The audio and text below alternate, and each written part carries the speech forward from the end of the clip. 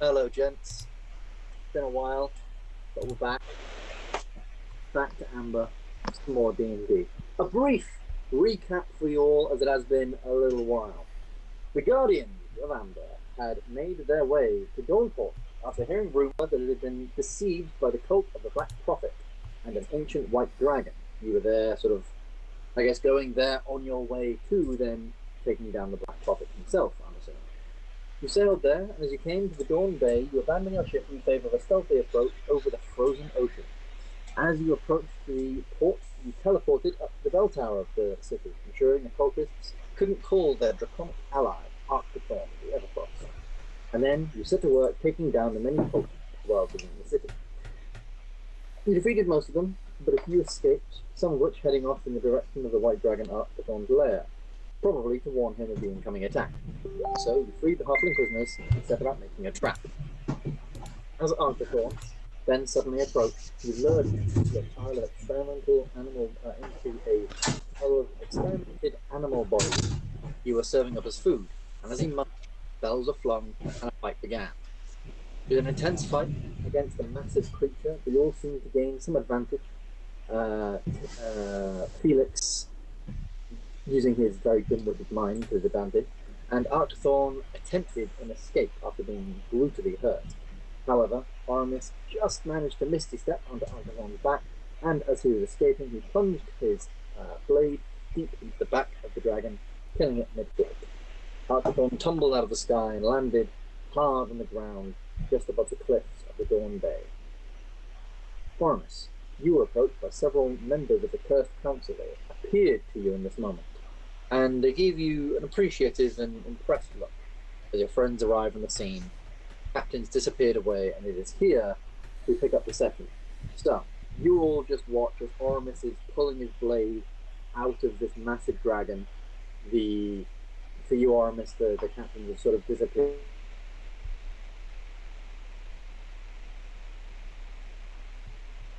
Or Vaishal, who is still in the city because he was just knocked to zero. He was frozen for a brief moment. And Mazzy, who is sort of hanging back a little bit, sort of like making sure Vaishal's okay. Turtle's a little slow to get to you guys. I'm coming, don't kill him. Oh, kid. Hey, good job, Oramis. Piece of cake. Do not comb his ego, Hercule. How long have you been away? You've got to remember the rules. Okay. I'm sorry, it's been a long time. I forget things. We just got to keep him in check. Just when he does something good, just insult him. Just gotta tickle it a little bit. Just keep him on the edge. Yeah. Just the way I like it. Like, fuck's sake. I cast Thaumaturgy and I clap the loudest clap. Yes. It's causing snow to fall off of mountains in the distance. Yeah, like across the way, like the cliffs of the Dawn Bay are like frozen over, and across the way you just see this like set of ice just like collapse into the ocean as Kaiman is just clapping towards you like a child.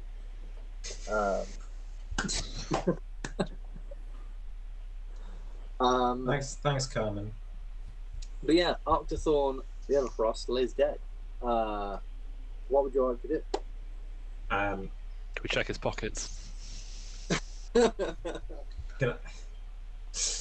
Is there anything of value on a dragon? First of all, scales, etc. There are obviously scales, lots and lots of scales. There is teeth, there is horns, there is claws, there is, I don't know, whatever you think a dragon's physiology has. Arctathorn all valuable. Do any of us fit into that nice little shield armor that he seemed to have? You don't. And could we get it tailored if we don't fit? Well, you do have a blacksmith on your team, Kaiman, and that's actually a fun thought, because as everyone is sort of thinking this, Kaiman, you're sort of like looking at the body, and you've just finished your clapping, and suddenly you feel cold hand on your shoulder. You dare not look as to what the creature is but even just its touch feels immense, like it could physically crush you by just putting at least the tiniest bit of pressure.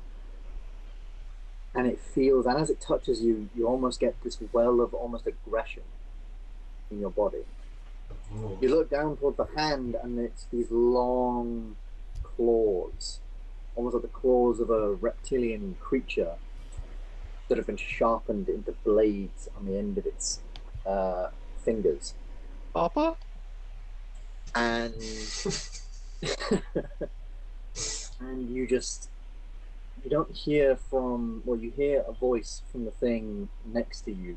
Again, too scared to look up, but all you can really see is just this large hood and cloak sort of billowing over. You just hear, Kaiman. Kaiman. Blacksmith. Kaiman. Holy Kaiman. Warrior Kaiman. Armorer Kaiman. And the arm extends and points towards the creature, and it is at that point you see in your mind an image of armor with white scales over it, armor that could be created, almost a vision of possibility gifted to you by whatever this creature is. It is a beautiful set of armor. And this creature just says, prove to me, Kaiman.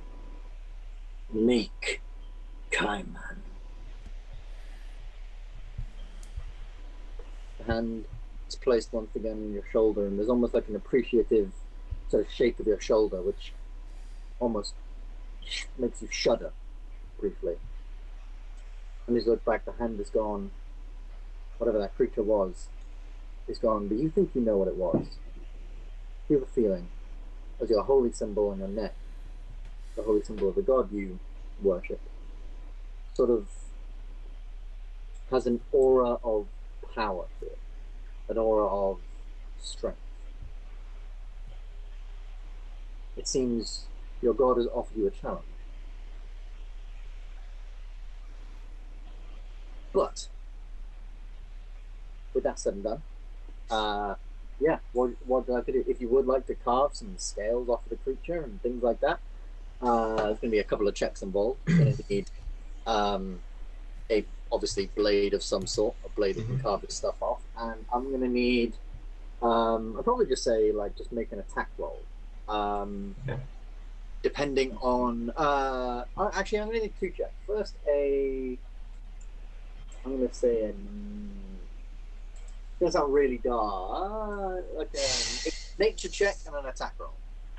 Okay. I'll do the nature check first. Start as you mean to go on.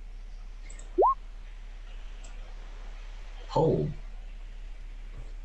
Hello. I'm sort of assuming you guys are just going to different parts of this creature to try and get loads of scales off. Sure. I also want to nab a tooth for my tooth necklace. Yeah, that's easy enough. You just sort of grab one, chunk it out. Again, Arctathorn's teeth were not sharp. They were made for grinding and biting down on ice, and the creatures he's frozen. So it's like this large. It does come to a point, but it's almost like a rounded off point, and it does have a little bit of divots and things in it. Okay, and I'm gonna say, Oramis, can you make me an attack roll with whatever your blade you're doing to carve this off? I'll give you advantage because of an angle. Oh, thank God for advantage. Okay. Gylndan, I'll allow you to make this check as well. Everyone else, it's not like, so Carmen, you've sort of looked over this creature and you're not exactly sure what parts of it would make good armor, what parts of it you should use. You're not really good with dragon physiology. Same with you, Felix. You're kind of just sort of stunned and both a little worn out, and you're not exactly sure what to do. But Oramis and Gylndan, you're able to figure this stuff out. Gylndan, if you have a dagger or something you could potentially use to cut off scales, or any spells you could use to cut off scales, I don't know. You can make an attack roll. Can I just come and get No, I'll do it myself. Actually, I don't want to ask for help. I might regret this. I don't know what I'm doing. I don't know who I am. All I know is I must make boots. I'm an adamantine dagger, which. Yeah, I'm gonna get this +7. Okay, let's give this a fucking whirl. Oh, that's not bad. Alright. So, Oramis and Gylndan, you both carve off a fair bit of the sort of dragon scales. At first, it's quite tough, and you're finding it a little bit awkward to sort of separate flesh from scale. But after a while, you do find that removing it is easy. What's interesting is the sort of shielding effect, the sort of black ice effect. Firstly, when you're sort of grabbing the scales and going under them, it doesn't really affect it that much.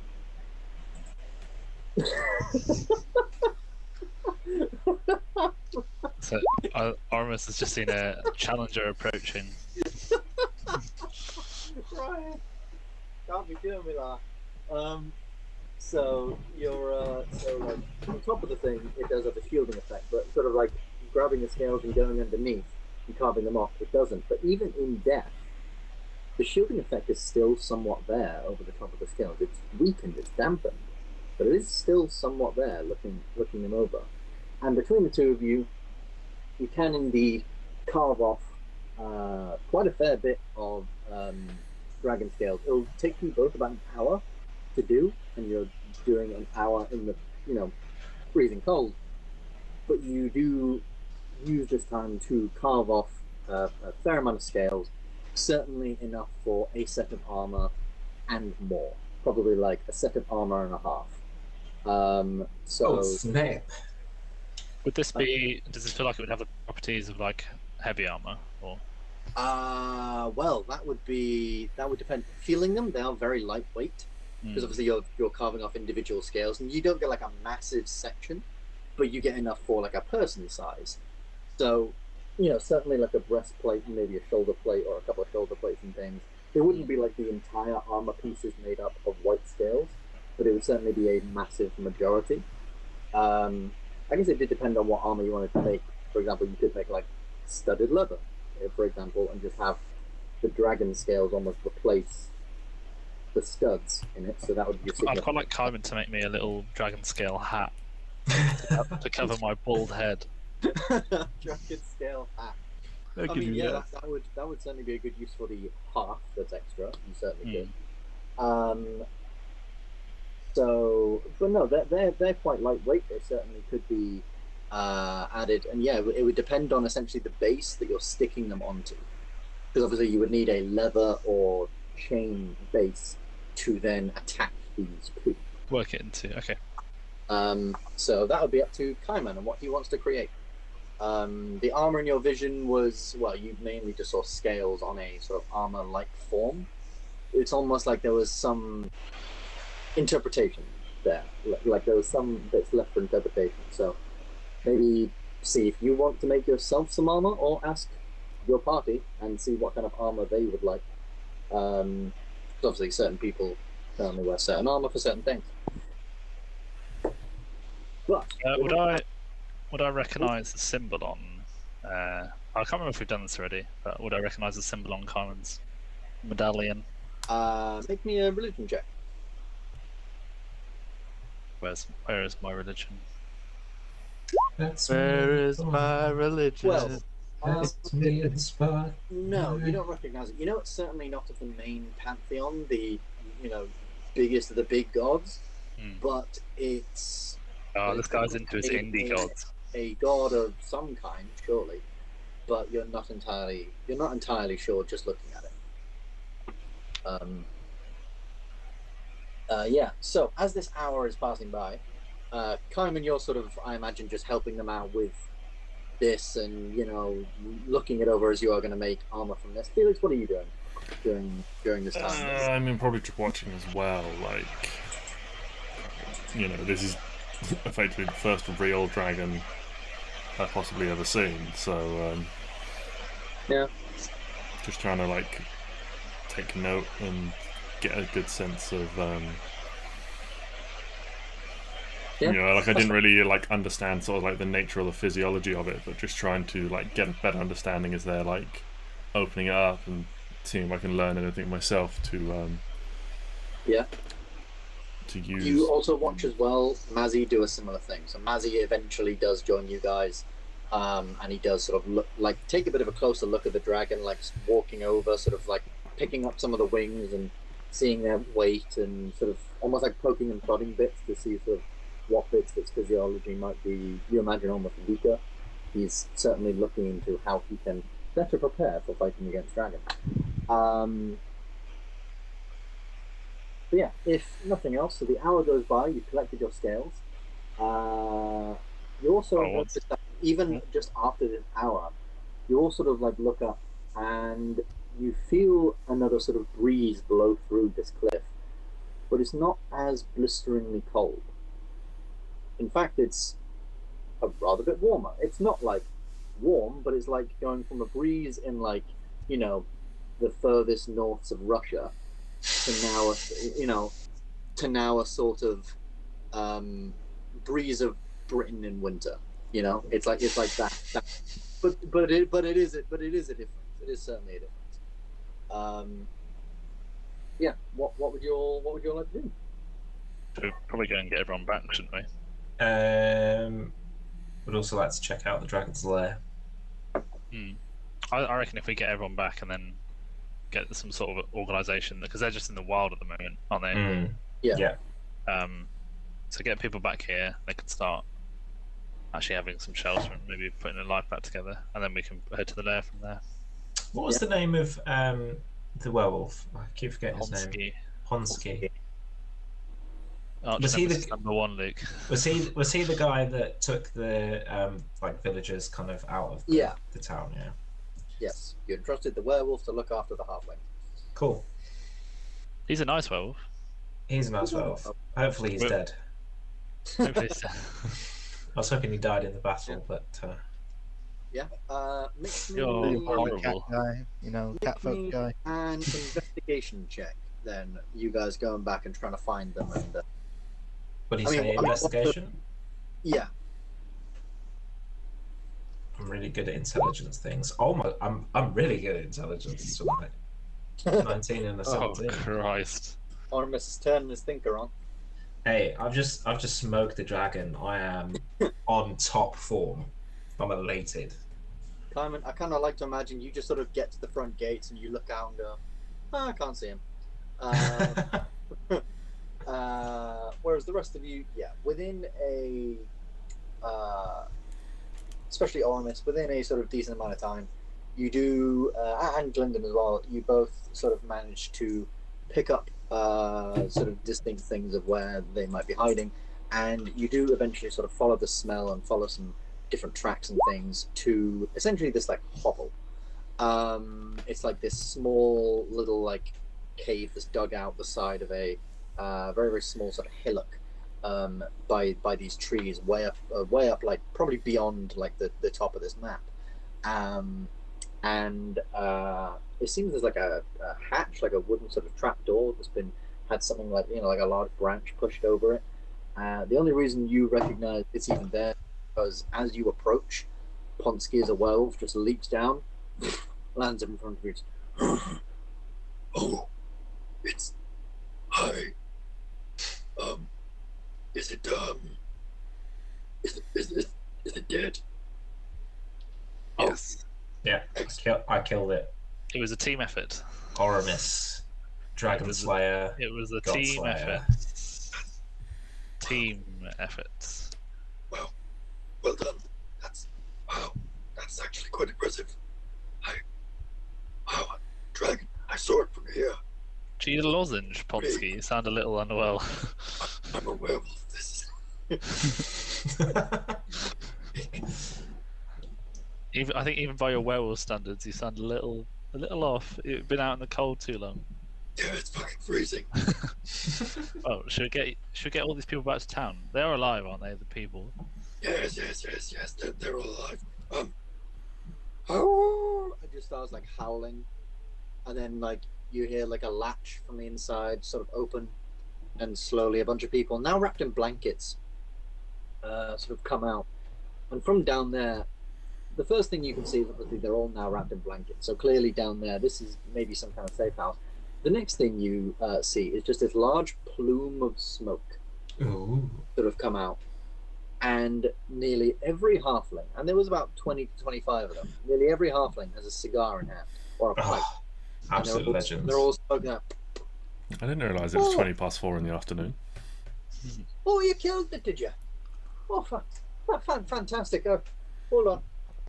Everyone, the beast is dead. Are we able to go back now? Yeah, it's safe. Oh, come on, guys. Let's go home. And as all these people come out, yeah, you see they all have like every single one of them like has pipes, literally from all ages. Like you see like a teenager with one, Little baby with a beard.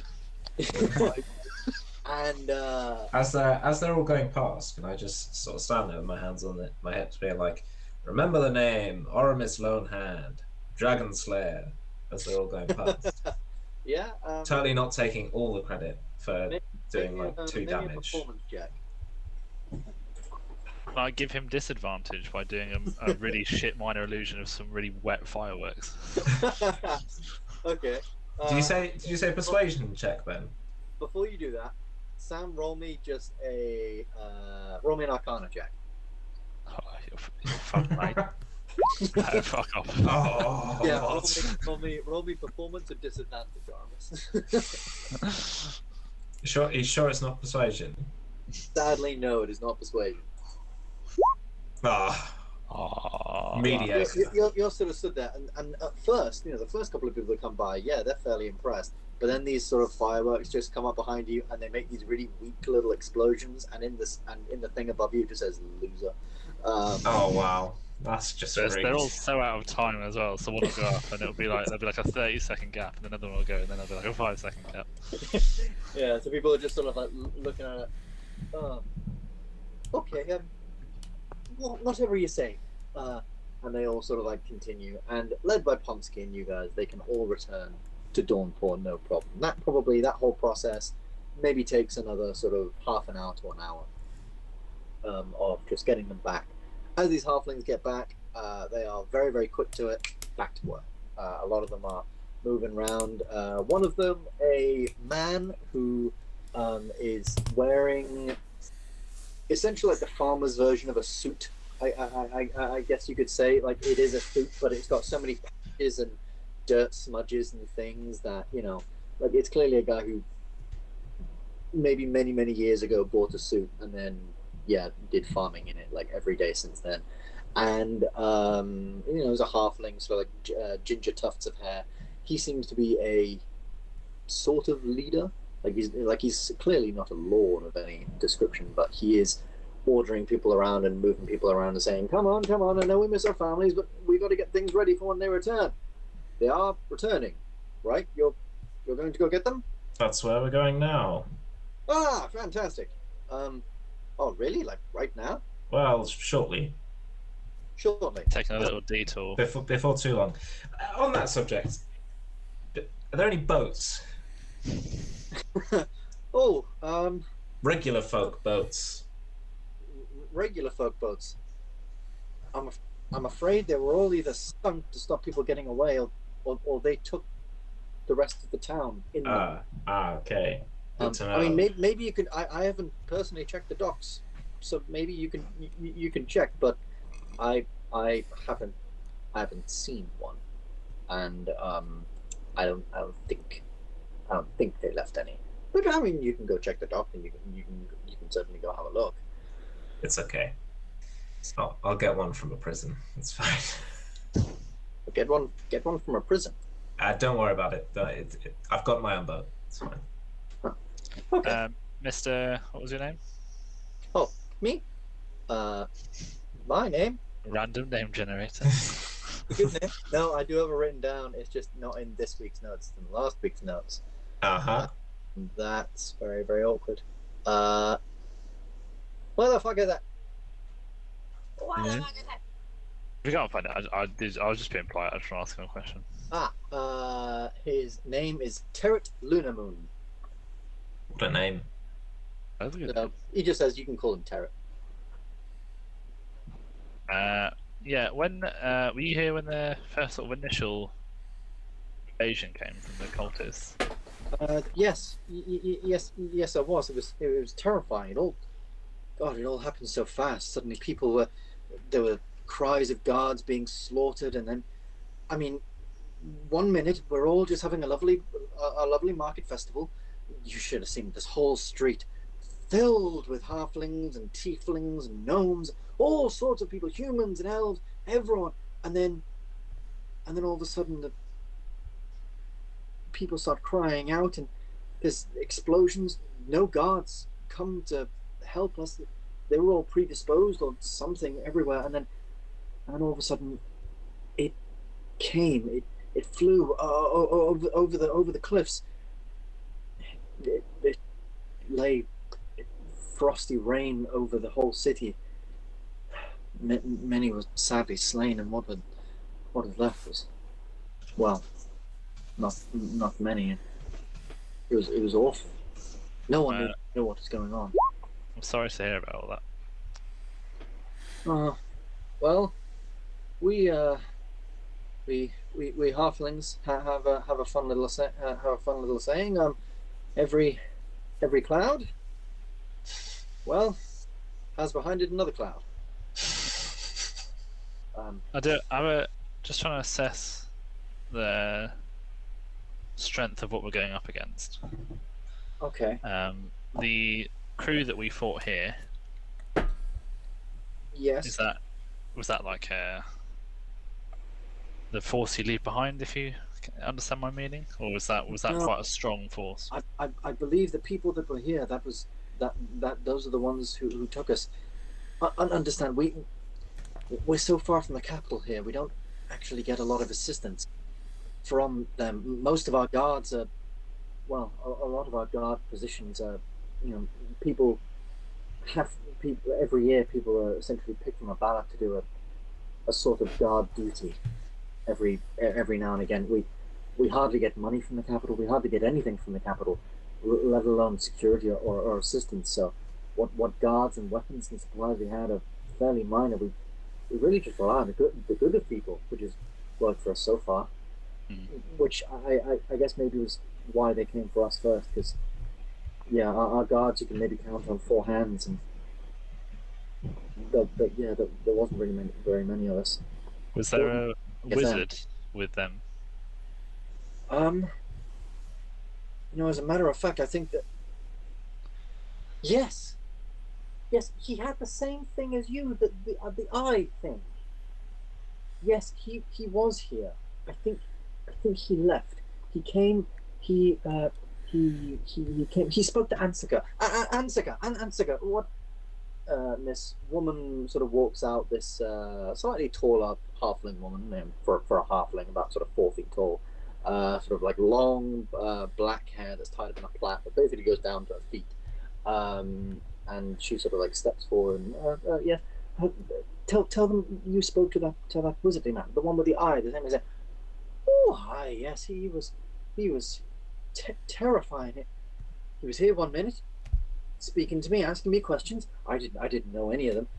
And then the next minute, gone, just like that, gone.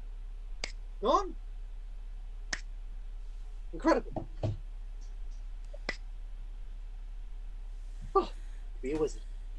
Think in my next life, love to be a wizard. One of my other lives, maybe I will. Got his perks. Oh, you a wizard. You do a magic trick. I do a magic trick. Yeah. And there's a bit of a culture among wizards, so that's quite an insulting question. Oh. Right, so Gylndan's joking here, but he's not very good at joking. So that comes across as so flat. Yeah, this woman just sort of, I'm sorry. Oh God. Please don't hurt me. I was joking. Sorry. I was joking. His robes are a bit drab, and he's threatened to burn me alive. So please don't. Okay, I was joking before about asking for tricks, but you never ever insult a wizard's robes. But again, I'm joking, but she cannot tell. Yeah, she's sort of looking at you with this face like, I'm scared of what to say next, sort of thing. She's like, well, yes. Anyway, he was here, and now he's not here. Did he say anything about what he wanted?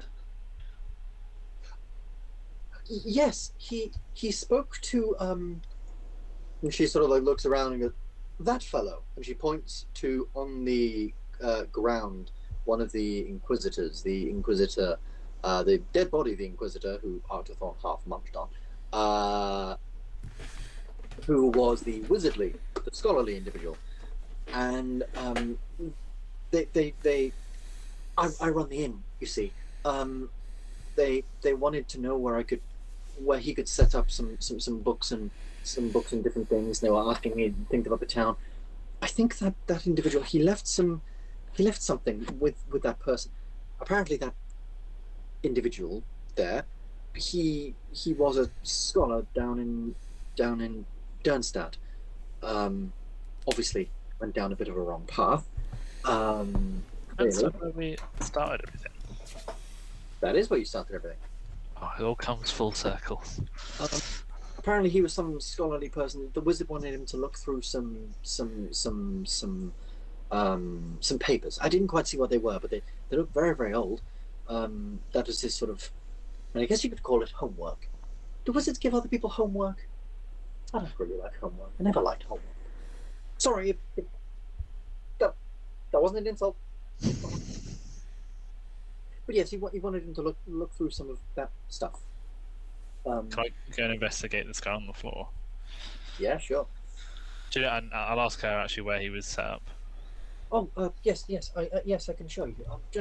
Just inside here, and as she sort of like watches you look over the body of this guy, he doesn't have anything on him of import really. He has about 10 silver, and a book that is sort of a wizard spell book, but it has a very few amount of spells, and it's mainly the sort of like the base knowledge of how to craft magic.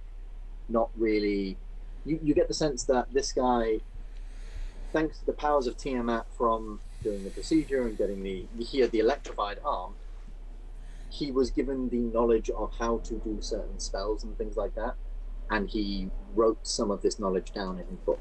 None of it is anything that you don't already know. And he also had a plain staff. It was just like a regular wooden, like sort of like black wood wizard staff. Doesn't add anything, not magical. Quite fancy looking, but not anything magical. She takes you into the building, and inside she sort of like shows you into essentially what is like the break room essentially for the bar staff. She shows you inside. That I set him up in here. I remember him. Yes, that box over there. And you see this sort of like metal, this like black box, black wooden box with like these like metal filigree around the corners and things, and a very large lock on the front. Clearly of some import, and someone has very, very crudely carved the holy symbol of Tiamat into the top. The sort of 5 dragon heads in a sort of star shape. Burn that shit off. It's more like portable box. Yeah. Like a small little thing, maybe. I don't know. Yeah. I'll take it. Maybe like that big, sort of thing. I'll take it. Yeah. You can pick it up. You can grab it. In this room as well are several other notes and letters and things strewn about the place. They had the sort of like letter box, I guess you could say. Well, just a small little shelf place where you can see that they have put lots of letters, and some letters had like written in, or like some places in the shelving bits had people's names crudely carved into them fairly recently. You get the sense that this is their obviously the cultist shelves whenever they've received anything to put there, any orders or anything like that. So you can have a look through that as well during this time. What is everyone else up to while Gylndan is sort of checking out what's in the inn and things like that? Is anyone else up to anything important? important? Well, just No. anything.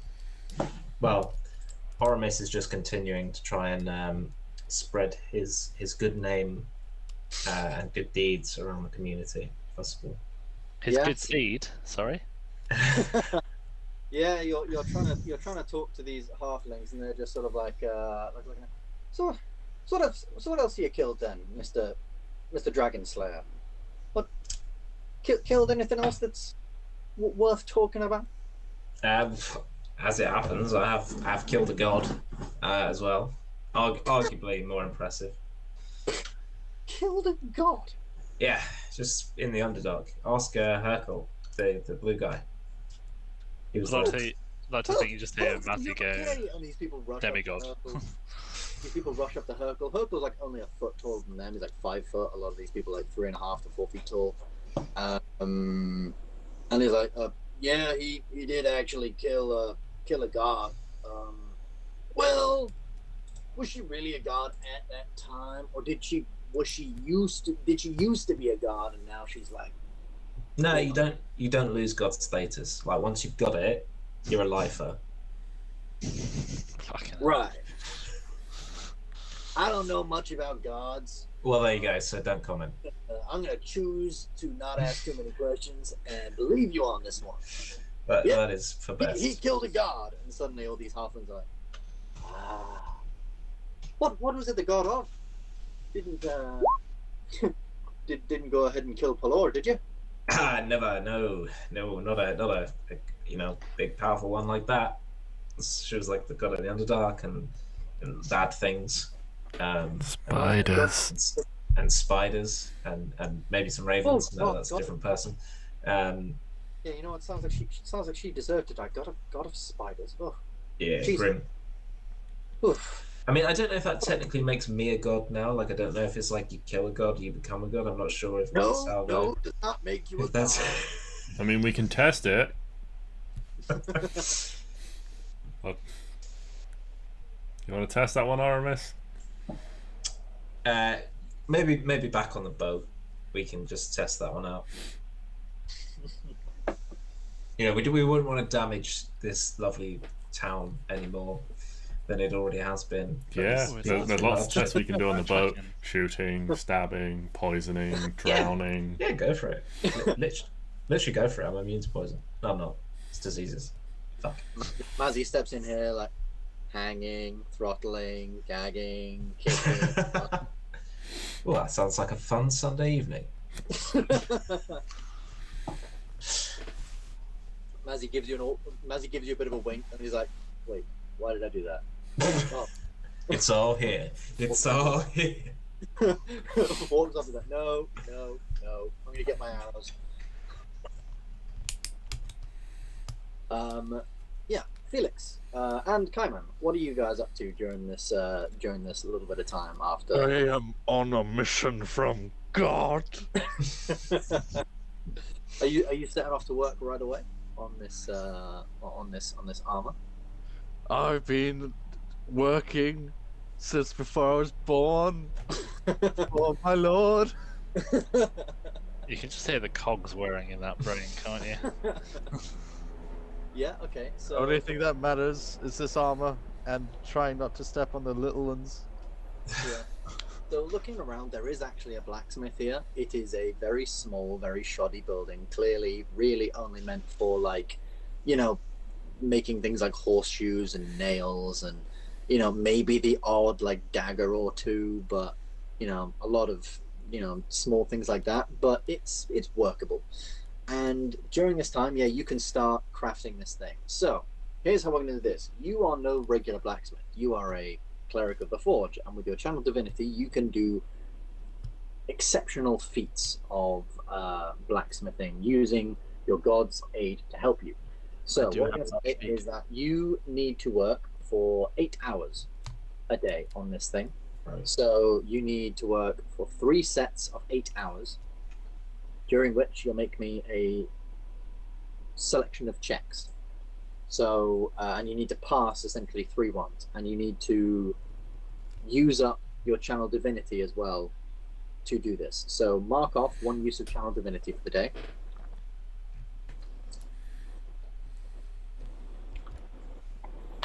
And can you make me a first a wisdom check, adding your proficiency, so just like click wisdom, add 5. You know what, wisdom save, that's exactly the same sort of thing. It's wisdom plus 5, so 27. Yeah, you do a fucking good job. And also a blacksmithing smithing tools check, so that's your strength plus 5. So just click your strength, 16 plus 5, 21. Yeah, you make a very, very good start on this armor. As you're working towards it, anyone who might come upon Kaiman, he is like, as much as he's seen very bumbly and fumbly every now and again, he is in his element. He is working exceptionally quickly with his like large gauntlet hand thing. It's like every strike. It's not like where a blacksmith has to sort of like, you know, make lots of small strikes and temper it into position. No, Kaiman is just hammering and it goes into the perfect position. Hammering goes into a perfect position, creating this beautiful set. So what kind of armor are you making? Are you making light armor, medium armor, or heavy armor?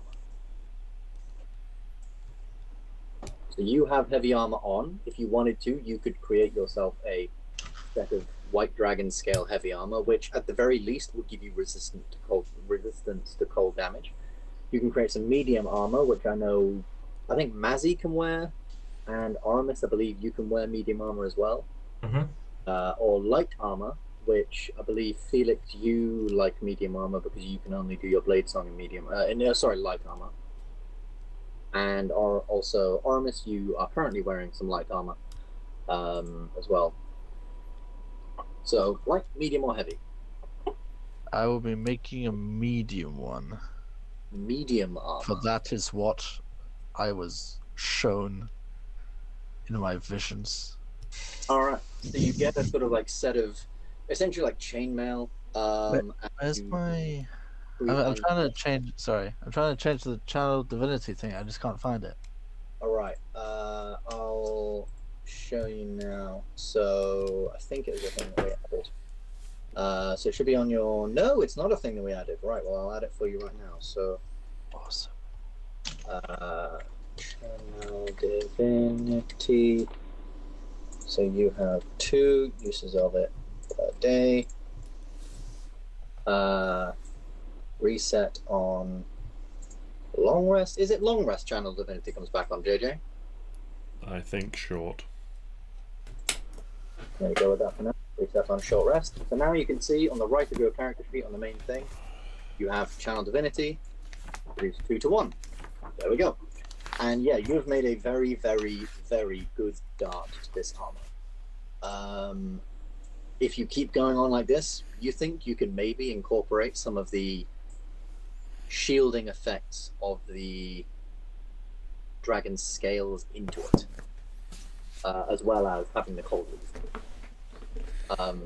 So essentially, if you do a good job, it'll be an armor of cold resistance. Essentially, if you do a very good job, it'll be an armor of cold resistance, where a person can, whenever they take the dodge action, or just spend an action if outside of combat, they can gain 5 temporary hit points, during which time they're resistant to all damage except for fire, which is pretty good. Cool, so that's what you're up to. Felix, in fact, that's what you're up to for the next like 8 hours. Felix, Can he move midway through this process, or are we parked here for 8 hours? No, I think you can stop and get back to it. I think for the sake of ease and not having Brian just be sat there doing that. I'll catch up, guys. I'll catch up. We're in the middle of combat, but my word, this armor needs finishing. Do you want to check out the dragon's lair? Yeah, sure. Yeah, really quick. Felix, you up to anything real quick, or are you just? I probably want to go around and try and like just talk to everyone that we've saved, try and figure out if any of them met my family or anything like that, if any of them, like I know we briefly spoke to them and none of them knew anything, but try and, you know, find anyone who knew because my wife and children were visiting, and if anyone knew the family that lived here and those sorts of things, and like what happened to them. So probably just a lot of talking to people, make an investigation check using your charisma. So if you have proficiency in investigation, you can have proficiency to a just general. I do not have investigation, so just charisma. Just charisma. Let me just have a look. 17. 17. All right. Let me just look back at some of my notes. I don't like that the fate of my family is in his notes. So you eventually, so you start asking around, and no one really knows anything. But you meet a man named Wilkus Proudfoot, a sort of stout halfling man, graying hair, and sort of like sideburns that go into the sort of like mutton chop sort of thing. And he, in fact, did see your family. He sold them some things at the market. They were with this individual. They were with seemed like a man and his like sort of late teens kid who they were visiting. Sadly, the man and his kid didn't make it. They were killed in the blast of frost from the dragon, the initial blast of frost. You saw your family head towards some of the buildings. When they were all tied up, they were looking for people who were more useful, people who were a bit stronger, people who had maybe a bit more experience, also people who were very defiant as well, it seemed. And your wife, from what he could see, was fairly defiant. She tried to, you know, as they were sort of taking them away, she tried to essentially shout at one of them, and they didn't like that, so they tried to take her kid, and she managed to persuade them to take her as well. Okay. Or they'll take your kid. So. Sorry. What's this guy's name again? Wilkus Proudfoot. Wilkus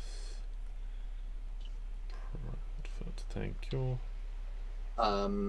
Yeah, he says, like, you know, he's incredibly sorry.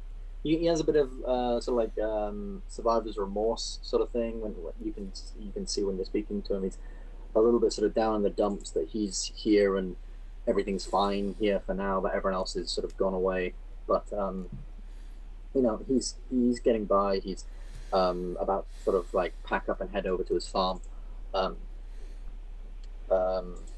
yeah, he's like, I hope you find him. And I just like any sort of thing. Shake his hand as he goes, just like, thank you. I mean, it's not much, but it's some hope. At least I know that they're not buried under the ice here somewhere. Yes. Well, I'm sure you'll get them. You have. I sense you have big destinies for such a small man. I reckon this will all be fine and blow over. Maybe a bit of effort included, but I'm sure it'll all blow over. I hope. Put those bastards in their place for me, though, will you? Anyway, I got a dog I haven't fed in months. I hope he's still there. Fucking hell. Pulls a big sack over his shoulder, and him and one or two other people begin to sort of stroll out of the city, heading back to their farms and getting what resources they can to maybe bring back here and help this place grow. With that, yes, you can all obviously go and try and find Arctathorn's lair. Where are you? So where are you? Before going? we head off, does any of this time count as any sort of short rest? I would probably say yes for everyone except for Kaiman. Kaiman, you went straight to the forge, so you are hammering away. I can rest when I'm dead. Yeah, so for everyone else, yeah, this would probably be a sort of short rest. I reckon, sort of light activity of speaking to people, looking around some things. I'd allow that, especially after the big combat sort of over. My god is the god of the hammer, not of mercy. Not of resting. Hit dice. Oh damn! I've rolled a 34 on my hit dice. Nicely done. How many did you get back? Half Okay. on a long rest. Yeah, you get half back on a long rest. Might as well use half then. Yeah. Let's get a few more. But as you guys are doing all 9 that plus stuff, 7 is 16. That puts me on And- a perfect 100. so Numbers Gylndan could only dream of. since killing the dragon, it's been good about joke. sort of 3 hours, and by this 3 hours, you're already beginning to notice like trees where once were sort of covered in snow, you can see now like droplets of water dripping from the leaves. You can see major pathways and things like clearing up a little bit, and the snow is maybe, decreased by a couple of millimeters or so. Nothing exceptional, but it is clearly going away at a rather exponential rate. You can even, as you're sort of stepping through the city, and you look down towards the river, you can see that some of the ice has cracked, and there is a very sort of slow current moving through some of the cracks and things, and going sort of beneath that ice. And you maybe think in the next hour or so, most of the ice in this river will probably have gone, and it'll be rushing back to normal. Where are you going to look for this? To look for Arctathorn Glare? Which direction did the dragon come from? Was it the west? Yes. Well, you didn't necessarily see where he came from, but you saw where he was trying to fly to, which was indeed, yes, the west from this side. Yeah. Well, Was it a coastal cave? Pardon? Is it a coastal cave? No, I mean when he landed in the city. Yeah. Which side of the city? Because we were in the middle. Which side did he approach from? Right up top. Oh, okay. You guys didn't see him until he had already Okay. flown around a couple of times, and it was too late, and then he came down. Right. So when we were out on the ice and we hid from him, he was flying east to west. He was flying, yeah, sort of. Okay, well that doesn't tell us much because either he was going back to his lair or he'd come from his lair. Potentially going back to it if the cultists got to his lair and notified him. I swear someone said it was a coastal cave. Or am I making that up?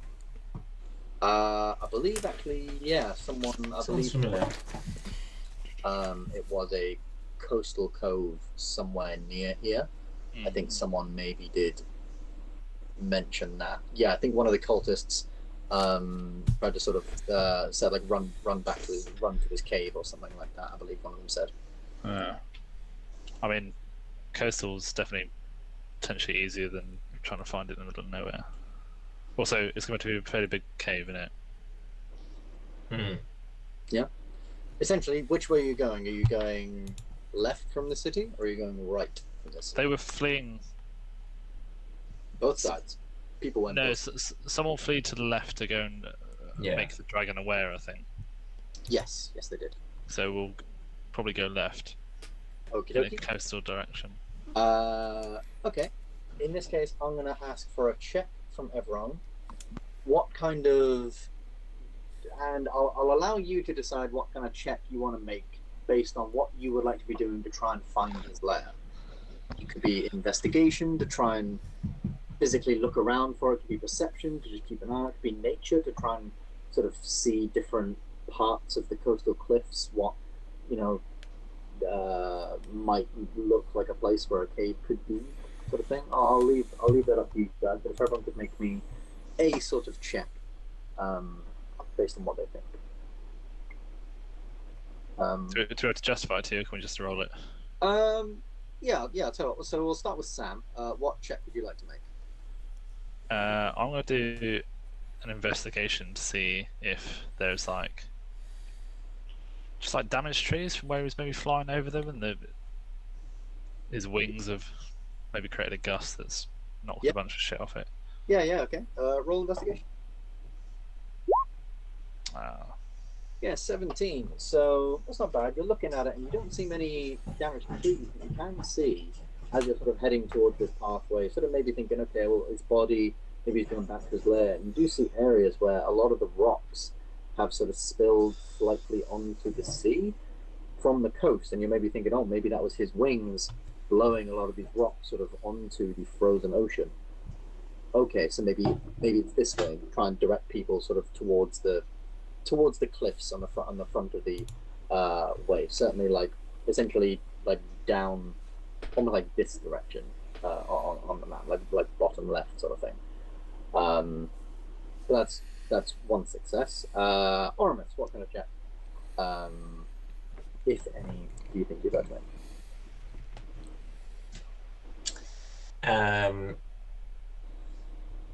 Could I do a perception check? Yeah. Perception stats. Two. Keeping an eye out for things. Yeah. Oh, Yeah, 27. Yeah, you're like the wind is still fairly biting and cold. on flames. Keeping an eye out, particularly, and you're seeing some areas, and you manage to see some claw marks right across the cliff face, just further down from where Gylndan said. And you're like, oh yeah, definitely this way. Maybe there was a point where he climbed up to the cliff face, or he simply used it to sort of aid himself in his flying or whatever. But you definitely get the sense that it's got to be towards this way. And that's definitely another success. JJ, or Climate, you only need one more success. Are we allowed to make the same check as someone else? I would say yes, but the DC will be a fair bit higher. Could Mazzy go before me, and could, unless Kaiman wants to make it, could Mazzy make a nature check to see what he knows about dragons, and if he could deduce anything about what they would prefer as a location for a lair? Yeah, sure. Yeah. I'd say that's probably a nature check. Sure. I don't have Mazzy's sheet at the moment, if you've got it. All right. I'll open it up and I'll have a real quick look. See. Cool. I'll get it open now, so I've got it just in case. I'll tell you what, actually, Mazzy is instead going to make survival because he's got proficiency in survival and only +2 in nature. Oh. And he's going to do a similar sort of thing of like, where almost getting in the head of the dragon, where a creature might want to hide out in this place, how it might want to survive, trying to follow any tracks or evidence of creatures around here. 22. Yeah, Mazzy's taking the cake. So finally, you begin to sort of head around, and following the cliff face, you do see one large sort of like cave. But looking at it before you even head inside, Mazzy's like, "Oh no, not that one. There's nothing there to suggest it." And you keep following on, and you do then eventually come to the mouth of a cave. And it's about sort of a mile and a half away. And you see this massive mouth of the cave, where it almost looks like two sort of tectonic plates, almost, or like land masses, are sort of pushed together at odd angles, and it creates this very sharp, tall cave opening. Outside, you see a vast pile of small humanoid bones that at first you worry are people, but then you can see that they look like these things. They have wings instead of arms, and almost like strange beaks on their faces. Oramis, you've heard tales of the dreaded coastal harpies that have plagued many a coast, and you think, this thing probably eaten a lot of these things, had a dinner with them. You also see a massive skull, a massive humanoid skull, like almost the size of one of you guys. You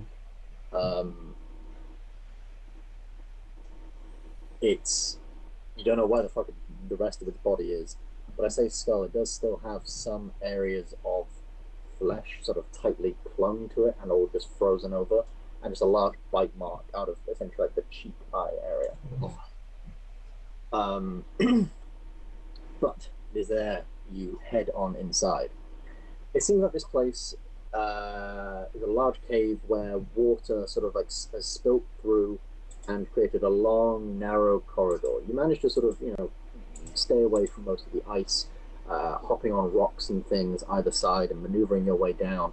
And it seems that there are some holes in the ceiling where light has come through. And given how this place was the Cave of the Dragon, most of the walls here are complete ice. Just like walls of ice. So the light is actually reflecting off of most places, so it never gets pitch black. In fact, it's really quite light and easy to see. Maneuver your way down this area for quite some time until you see this opening into a large area at the back, almost like a sort of underground lake.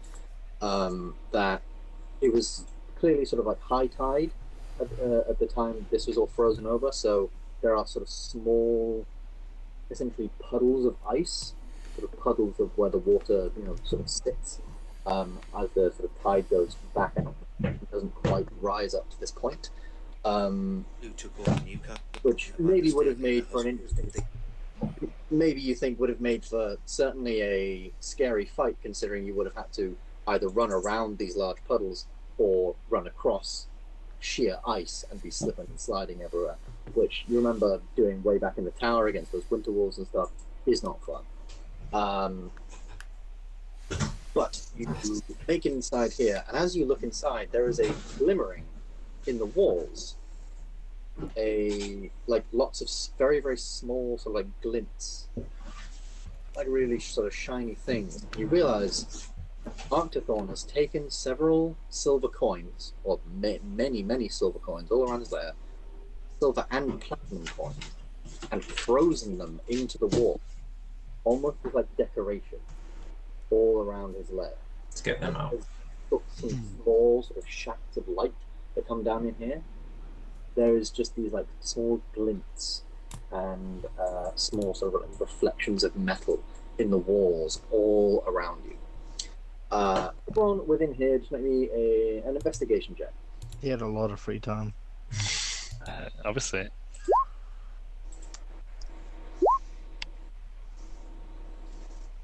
Ooh, right. So Oramis and Kaiman, maybe you guys are a little distracted, thinking, okay, how do we get all these? Mm-hmm. Yeah. How do we get these coins out? But Gylndan and Felix, you guys are looking around and you're thinking something doesn't add up here. There's nothing else here, and maybe looking at all this, there's maybe like 20 platinum and maybe like 30 silver or something like that. Not a massive amount for a dragon. And it's when you sort of turn a corner, you can see this large wall of ice, and just behind this wall of ice, you can see something golden coloured. The wall of ice isn't too thick; it's maybe just like a couple of feet thick. And maybe you get a sense this is how Arctathorn almost protects his lair by creating this wall of ice every time he goes from his treasure and back. You do have a large wall of ice that stands between you and what you think is treasure within. Tempted to miss Yeah, this but time. you have Firebolt, little man, don't you? I do. Should we hit it with twin Firebolts and see what happens? Yes. But let's start at the top and work our way down. This is like a maybe 50 to 60 foot tall cave. Working from the top is you're going to have to levitate or something. Let's just make a tunnel. Wait, how tall's the cave? Like 50 to 60 feet tall. Why do we have to levitate? Well, if you're saying work from the top down. Yeah. I mean, Firebolt's got 120 foot range, so. Yeah, I just mean if we're going to be blasting it, I'd rather blast at the top than at the bottom and have the whole thing collapse down. Makes Yeah, sense. good point. All right, the both of you just make a, I'm gonna say maybe 3 attack rolls with Fireball, because this is going to be quite a long process to essentially firebolt the top of You this. can do yours first if you want, Felix. And go down. But It just started blasting. yeah, we'll see how quickly you guys can do this and how effective. So anyway, I just started blasting. Good, Okay, good, not bad, alright. bad. Oh, fucking hell! I've been drinking. This takes you. Can I have advantage on the static wall, please? No. Oh, This takes you a long time. Predominantly because, like, Felix, you think you're doing pretty well at first, and then Gylndan just keeps shooting in the spots that you're doing. So it's almost like you get this like one thin sort of like melted line, and then eventually Gylndan realizes, oh yeah, sorry, and goes back to his own thing. But then he keeps veering off and doing your thing, or not getting them in the right spots, or even just hitting the ceiling. I never could shoot straight. Why do you think I have magic missile? This takes you a very, very long time. The better part of maybe an hour or two. It's now sort of, well, you did that. It's maybe like midday by now. Oramis is further into the rock wall with all the coins in it. Yeah, Kaiman and Oramis, you are waiting for these wizards. Like, what are you guys doing as they're doing this? Like, watching them somewhat fail at getting the sort of top of the wall and melting it down. But also, there's lots of things in the walls and things like that. What are you guys doing during this time? I'll be trying to dig out some of that platinum. Okay, how would you like to dig out some platinum? I believe I have a hammer. Where'd you get a hammer from? Yeah, I've got a hammer and a crowbar. Okay. Just from my It's from his burglar's pack because he's a rogue. Yes, my burglar's pack. Yeah. Okay, make me just a. He's a little strength check. thief. If you would like to help All him, you his can make thieves' it done. tools. I mean, if this is going slowly, we can try and expedite the process. It's just that feels slightly more risky. Cool. 21. Assuming Kaiman, I'm assuming you were helping him with this process. I will bonk the wall, yes. No, don't do that. It'll be a whole tongue stuck to the lamppost situation. He sounded so like honorable, like the knight in shining armor coming in. This is my duty. Yeah, you guys are a lot more successful. By the time sort of they're taking a while and realizing maybe their methodology isn't working out, you guys have collected about 10 platinum and 10 silver between the two of you. Some of the silver pieces and platinum pieces are a lot higher up than you can reach, but you guys have got most of the ones that you can reach in and around your area. Gylndan and Felix, you guys are slowly beginning to realize your methodology isn't exactly working out. You can keep going if you want. I was going to say, can I make some sort of investigation check that if we blasted a big hole in the bottom, would the structure above like basically form like an arch over it that would be safe from collapsing? I would say that's more of a nature check as to the nature of ice. Well, they are the same, so I shall do that. I give him advantage. Okay. I shall do it again. Yeah. It was better the first time, but thank you. So yeah, you look at it and you think, yeah, if we do blast against this wall, with the fireball, it wasn't necessarily useless what you did. You've certainly thinned the wall a little bit. So a fireball or whatever, yeah, that certainly would create a blast. Maybe you want to stand back a little bit because yeah, the ice will just bubble and fall down on you. A slight worry is the shards of ice and stalagmites from the ceiling. They are covered in ice, and you don't know how much the ice has essentially weakened their structure. So, okay, I think that's the main worry here. If you stand far enough back, yeah, the ice wall will, the vibrations of a fireball should rupture this ice wall and bring it all down. And as long as you stand far enough away from that should be fine. But it's what those vibrations might do to things on the ceiling is the worry. Okay.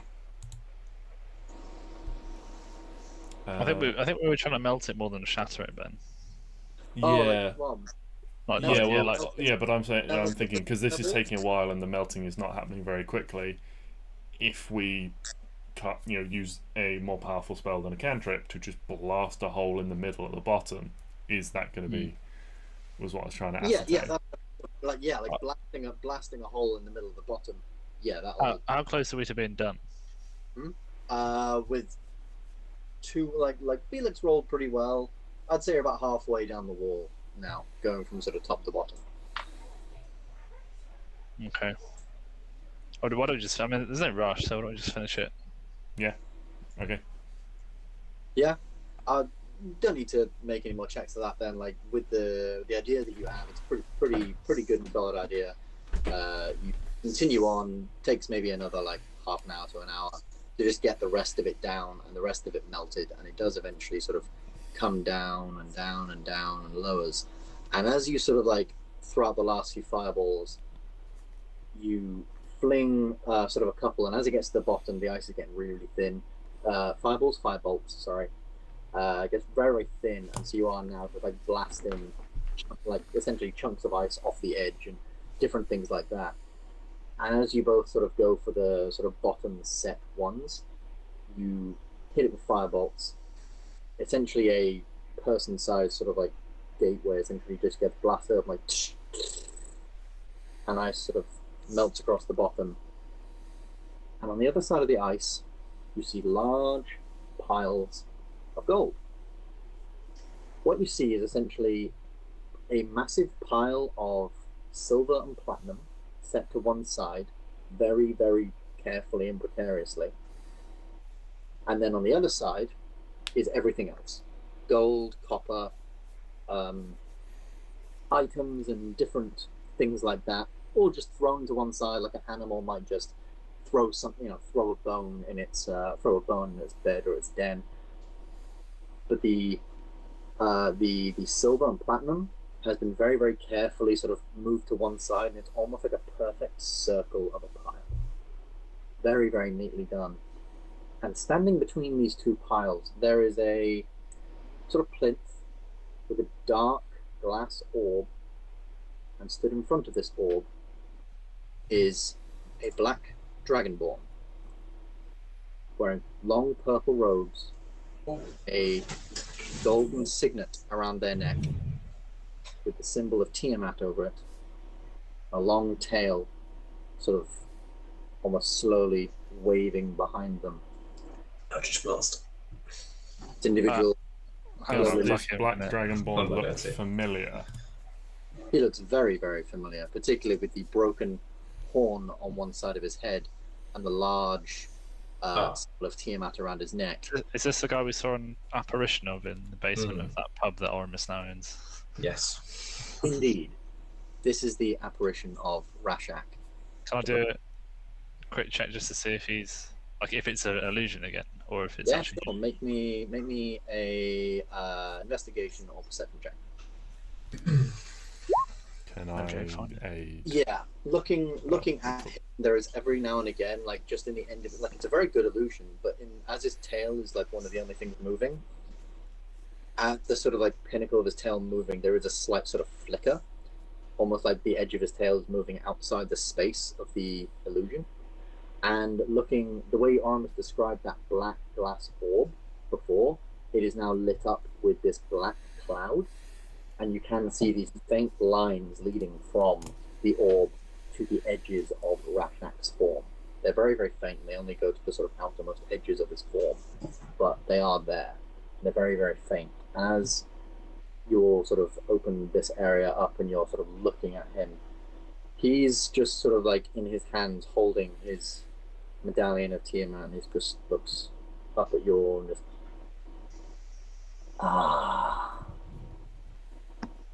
I was waiting for you all to arrive. And with that, we'll go on a quick break. That need to be.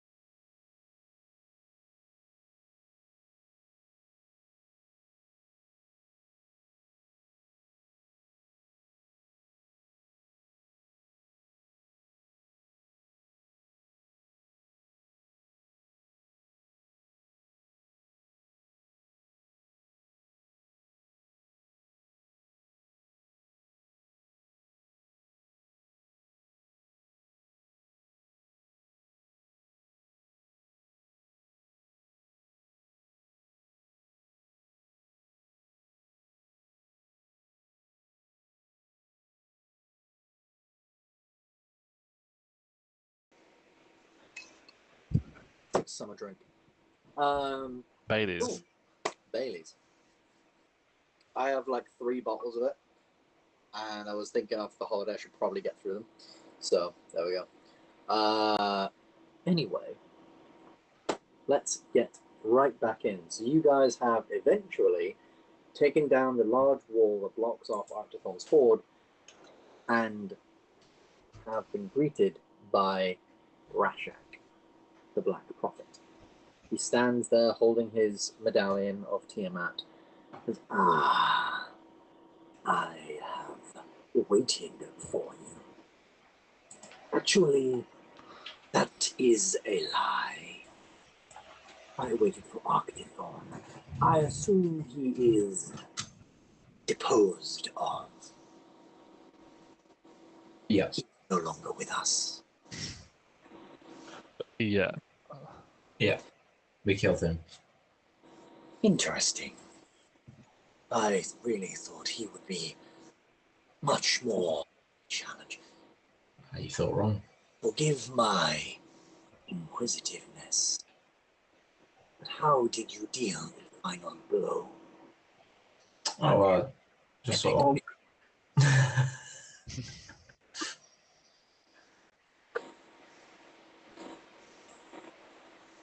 You've stunned him into silence, Carmen. Wait, I have an effect on the weak. sorry, I didn't. Sorry, I didn't see what you did, Carmen. You just raise up your gauntlet. Bonk.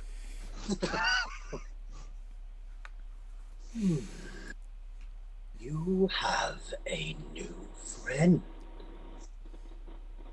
Are we friends, guys? No. How to throw off a serious bad guy's monologue is to have a -2 intelligence fucking lizard. I have that effect on DMs.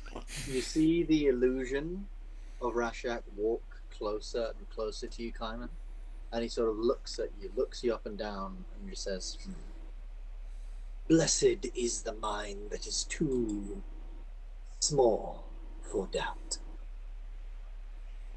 Oh, a follower of Seku.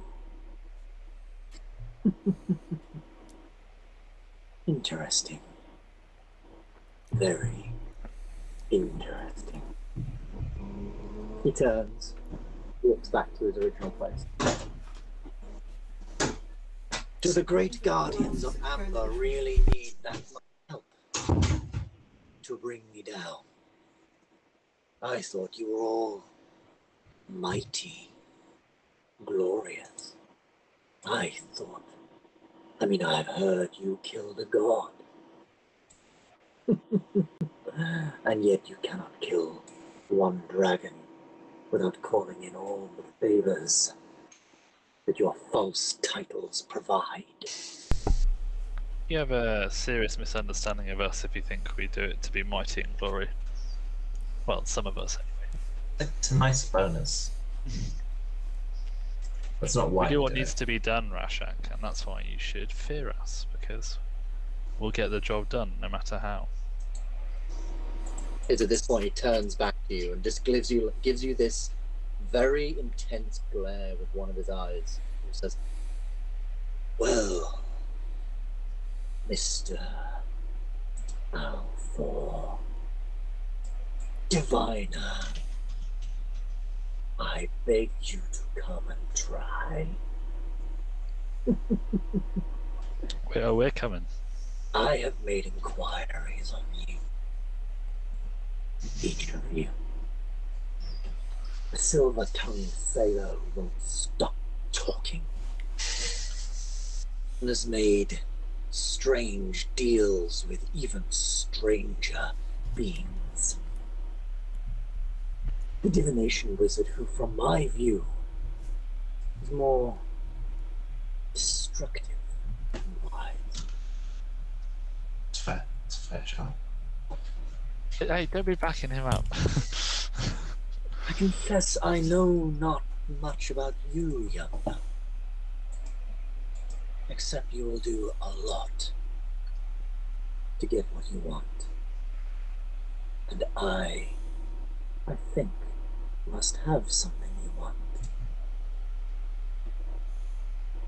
Whether that be gold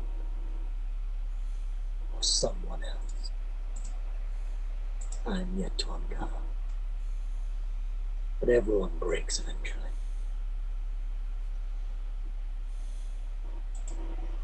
And now this Kai man.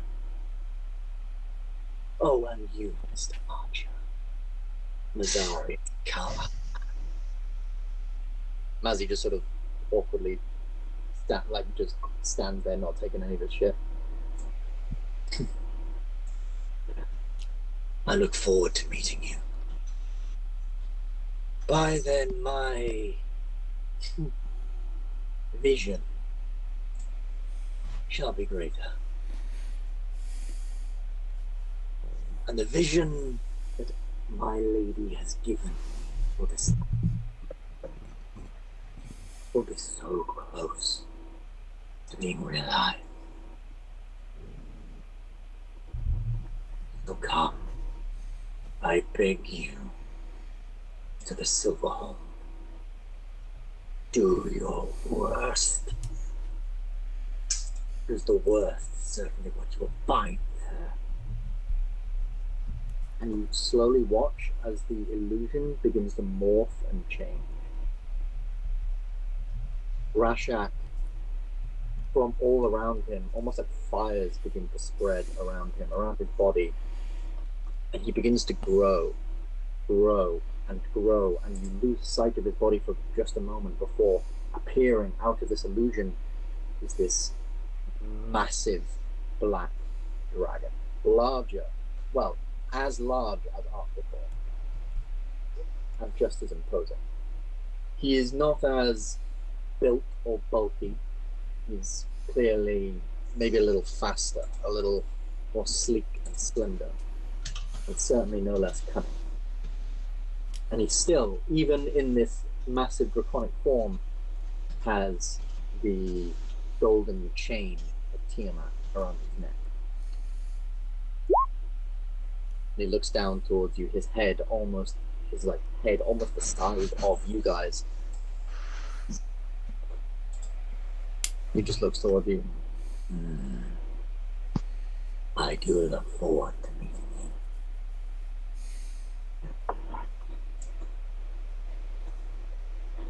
For now, enjoy spoil.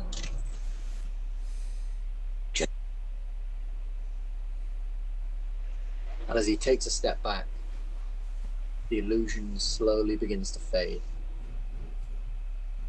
And Rashak is gone. You are left quiet, silent, in this very large chamber with a very, very large amount of gold and platinum and silver in front of you. Now we get onto the fun bit. What you find in the Dragon's Hoard. I see another a scaly brother, and I was gonna dap him up, but now he's a bad guy. Why are they all bad guys? I'll just have a real quick, like 5 minutes with Kaiman just to run him through like sort of bad guy interaction etiquette. You broke a lot of rules there, basically, and we have a certain reputation we like to uphold. So Oramis treads a thin line already as it is, and you were just taking the piss there. Okay, I'll work on that. You got to hit him back with some zinging one-liners that have a bit of oomph to them, and this isn't talking to some knobhead in a pub, you know. This is a guy that wants to end the world. I'll do better. I'll do better. I hope you do. Aw. I definitely liked your one-liner. Yeah. What was that again? I don't even remember what I said. It just comes You up. said nothing. You said nothing. I said some stuff. Eat your words. This lizard fella's getting a bit aggy in there. I thought it was all sweet. I'm just disappointed. Everyone with scales is a bad guy in this story. I feel prejudiced. Cool, we got the fucking morality police on our case now. I mean, do you tell them about? No, you guys haven't really spoken about any of that stuff yet. So. Oh no, we don't tell him. We make him feel like every scaled guy is a bad guy. Yeah, they're terrible. Yeah. All of them. So, can I get? You've joined the biggest group of Dragonborn racists. So it sucks for you. We hate them so much that we put them all up in a ghetto in the north. Don't turn my achievements into this. I was gonna say the bad thing is that's kind of true. Yeah. It's for their own protection. Now we know Doc's game plan. Getting them all in the north and then just crush that ice layer on top and just. I keep my eye on Doc. I thought he was a nice guy. But... Jojo plays the long game. Genocide, that's where it is. Starts with handshakes. It's a slippery slope to genocide. Hey, we've seen it. We've seen it before. Life cleric, but life for everyone that doesn't have scales. Life, can I but get only certain lives. Can I get everyone to make me investigation checks for what is in this hoard? Depending on how long you stay in there, I might give you advantage. You guys trying to be fairly quick about this, or are you meticulously going? Oh, we're checking. Yeah, we've got time, so. Okay, I'll give you guys advantage. Why not? I love that we're all like we've got time, but little man Felix, he's sitting there like his family is sweating, being tortured for information, and we're like, we got time to sift through all this gold. What we got? He's in a cave full of money. He's all right. That's true. Money solves a lot of problems. It does, yeah. Buy a new wife. Oh God. Yeah, there's this nice lass called Bethany that. Oh, you keep out. Is that Bethany Beach, sister to Bethany Ocean? Yeah. What's the gender of your kid, JJ? I have 2 children. They are both girls. Oh, okay. Oh. And they both came with. Yeah. Okay. Cool. Did you say your wife was a half elf? No, my wife is an You're gonna elf. say a whore. Your wife is an elf. Yeah. So my children are half elves by definition, but also half gnome. So Half elf, half gnome. I like it. Anyway, That's like the what's the Defeat D&D film? The really short guy that goes out with the barbarian. Yeah. Okay, so you guys find in total, and we'll have someone write this down, and you guys can do the maths on how much you want to divvy it up. Bear in mind that this is some gold from the surrounding towns and villages and things. They didn't kill the dragon though. They didn't save themselves. They so didn't. that's tough luck. You are correct. So you find 3,000 silver pieces, 9,000 gold pieces, 1,100 platinum pieces. Oh boy, is this including the 20 that Carmen and I found This earlier? is including the 20 that Karen. Take your chump changer away. Yeah, 2 diamonds worth 200 gold pieces. They are with the silver and the platinum. Basically, anything that is lighter and like slightly white colored is in this other pile, and then there's another pile of brown. also this dragon was also racist against the treasure. Like the stuff. Yeah. We shouldn't have killed him. He would have been a good addition to our crew. Hey, you guys mentioned it, and I was thinking, yeah, honestly, that's not a terrible plan. You find That's going to come back to a very different campaign. You So find this whole 8 saving pearls. humanity thing we were trying, 100 we've reversed GP. on that. We start each session with a salute. Oh God. We also get some nice uniforms. Jesus. Can I tap out now? Can I get out of this? No, You're it's the too late. leader. Yeah. Just pull. Someone's got to lead the lone hand youth. I just like Oh, pulling someone's sleeve, just like, oh, we the baddies. We've got skulls on our very hats. much so. I'd like to remind you all that this is now on the internet. It's alright. It's No one fine. watches it. Everything's a No one's gonna joke until it's watch. canon. So You find a large wooden box with what you guys recognize, Oramis and Gylndan recognize as the symbol of the dragon hunter on it. Oh, what? A large wooden box with the Wooden box. symbol of the dragon hunters on it. You assume, and The when sort of thing of Vaishal, all the red dragon. yeah, Or, okay. Vaishal, who is actually with you, hope you haven't forgot about good old Vaishal. He is with you, and he does mention that is the box of the scale skinners things. Oh. You find a long, it's like a long item. You imagine it's a staff. It's wrapped up in lots of almost like a sort of like tarp or a blanket or something like that, but wrapped around with rope a little bit for safekeeping. This is clearly something precious that someone wanted wrapped up. And you find what's kind of weird, a large wooden box, and there are lots of roots growing out of the box, and the roots are all different colors: red, green, blue, violet. And they've literally like grown out of the box to the point where the lid is hardly on anymore. But then because it's so cold, they've all died.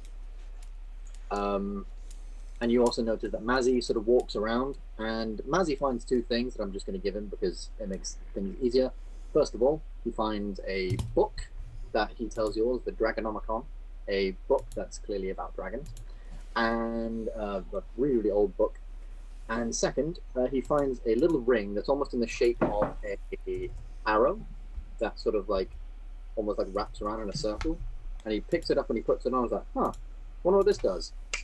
Clicks his fingers, and suddenly an arrow appears in his hands. Pulls it, fires it off, works like a regular arrow. Clicks again, clicks again, clicks again, clicks again. It is it's called the Archer's Ring, and you click, you get an arrow. Simple as that. Means Mazzy no longer has to count his arrows.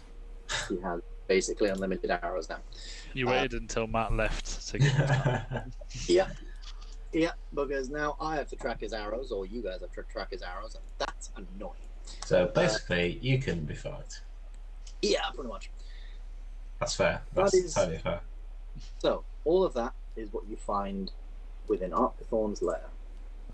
Silver pieces, gold pieces, platinum pieces, 2 diamonds, 8 pearls, the dragon skin, the scale skinner's armory, a sort of like staff or something long that's been wrapped in a sort of blanket or tarp, a box with lots of roots coming out of it, and Mazzy found a ring. How big's the box with the roots coming out of it? It's fairly big. It's sort of, maybe like 3 feet tall, 3 feet wide. It's like a big crate almost. Right. It's time for some dishy uppies. well, first of all, I think we need to decide how much of this we're giving back. None.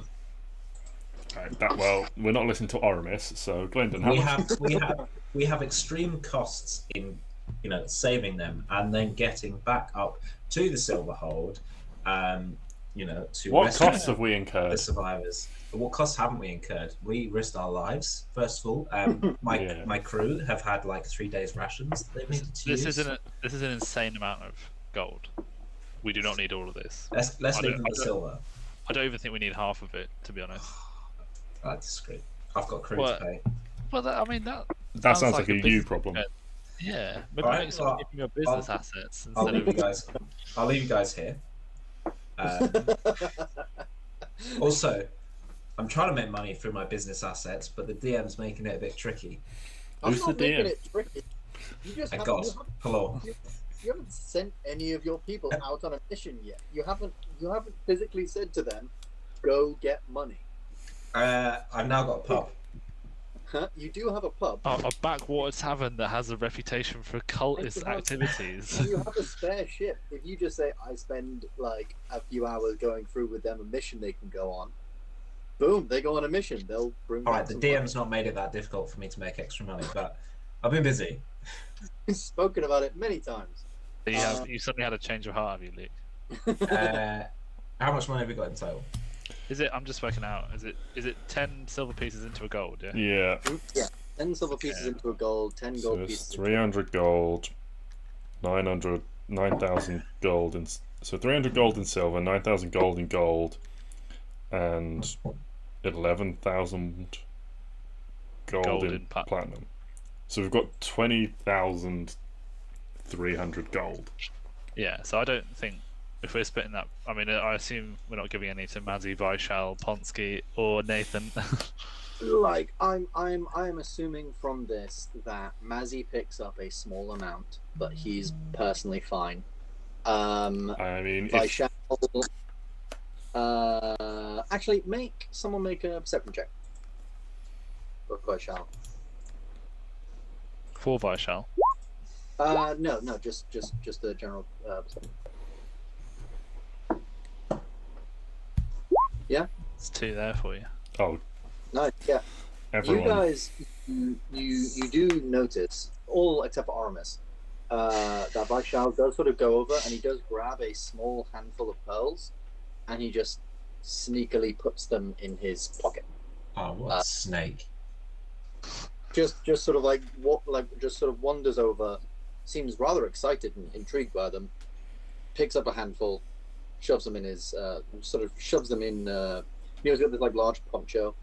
Beneath he does have like a small little little pouch. He keeps some things in, shoves them in there, almost hoping that no one noticed. But clearly you guys have noticed them. So it's almost like he's gone over, put them in, turned round, and then a bunch of you guys are staring at him. He's like, I was just taking a share. I hope that's okay. Just I mean, how many of us are here that are taking a share, so to speak? Like in practical terms. I'm fine with just these 4 pearls that I've got here. I rather like pearls. I find them very interesting. I mean, like, so there's the 4 of us. There's the 4 of you. That's pretty much it. Ponsky Okay. is fine. He doesn't want any gold. He's happy to give it all away. Vishal's got his bit, Mazzy's okay, I'll take care of Nathan, so... Yeah. I mean, if we say 1,000 gold each. I think that's adequate, to be honest, and then give the rest back. Yeah. Oh, come on. 1,000 gold each, and we're going to keep the magic items, I assume. Yeah. Yeah. 1,000's good loot. We could take 2 grand and they'd still be grateful. I mean, there's a very possible point that it's not all theirs, but I think the good thing is to take a small share and then give them the majority. Fine, but they've got to build a statue. They've got to build a statue of us. I think they've got more pressing concerns, but maybe register as a planning application. Listen, that is 100% Put it in with the housing authority. Terms of the trade. Right, this area. This is an area of natural beauty, and your statue will ruin it. Persuasion check? No, it won't. Okay, yeah, I'm happy with that split. That's 4k and then 16 back. Yeah, and then should I do the 300 on the extra sort of 300 to Mazzy as his like share? Yeah. That's fine. I'll add that to his character sheet. He gets 300 gold. Matt will be happy with that. Right, so I'm getting 1,000 gold. Yeah. When I could have had 20,000 gold. No. But you were never getting all of it. We're a team. That's Our the- money is collective. We have a joint account. I'm surprised you haven't flexed the I killed a dragon card yet. Actually, that's true. I did kill a dragon. I'm taking at least another 500 gold, surely. No. No, I don't. Persuasion check? Mazzy No. comes over and just in the ear. Yes. Oramis, shut up. Correct me if I'm wrong, anyone else who is here, but I don't think any of us actually asked you to jump on that dragon. That was your own stupid fucking decision. I saved you. All of you. Every single one of you. I think you were a bit of a non-entity until that bit, to be Saved us honest. the mark at most. Yeah. You made it more difficult to hit the dragon because you were in the way. That doesn't normally stop you. Vishal normally worry. sort of slowly comes up to you, puts his hand on your shoulder, Aramis, and just says, "Look, think of it this way.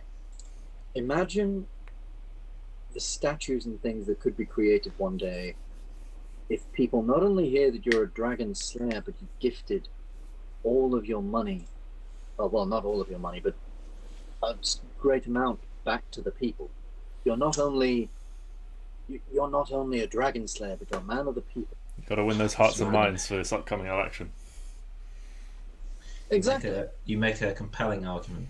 What are we doing with these 2 diamonds from a practical sense? Probably makes the most sense that Kaiman has them, as he's the cleric in this. The one with the... Are they good for Revivify? It's not enough for Revivify. Yeah, there's 2 diamonds worth 200 gold. Oh, they're 200, sorry. I thought they were 100. That's me making a mistake. You have 8 pearls worth 100 gold. How many did Varchal take? Vaishal just took 4 spare ones. He took 4 before you guys counted up everything else. Alright. I mean... Can I have a look at this tart wrapped thing? Yeah. So Ryan, you've got 400 GP in diamonds for your cleric spells. So, yeah, you head over, you sort of undo the rope that's wrapped around it, and beneath you find this beautiful long staff. It's sort of around 5 foot tall. It's sort of like a grey wood with these strange arcane runes up the side, and the wood almost coalesces into sort of 3 points that at its top hold a uncut shard of amber at its top. I would like to cast Identify. Yeah. Yeah. So you cast Identify over it. It does take a little. Does obviously take a little while to cast Identify. I mean, if I cast it, I think it's just a. Oh wait, no, I don't have it prepared, so I'll have to do it as a ritual. Yeah. So give me 10 minutes. I'll tell you what this does. Yeah. So you sit there for 10 minutes while everyone's looking through some other stuff, and you find that it is a staff of Dunamancy.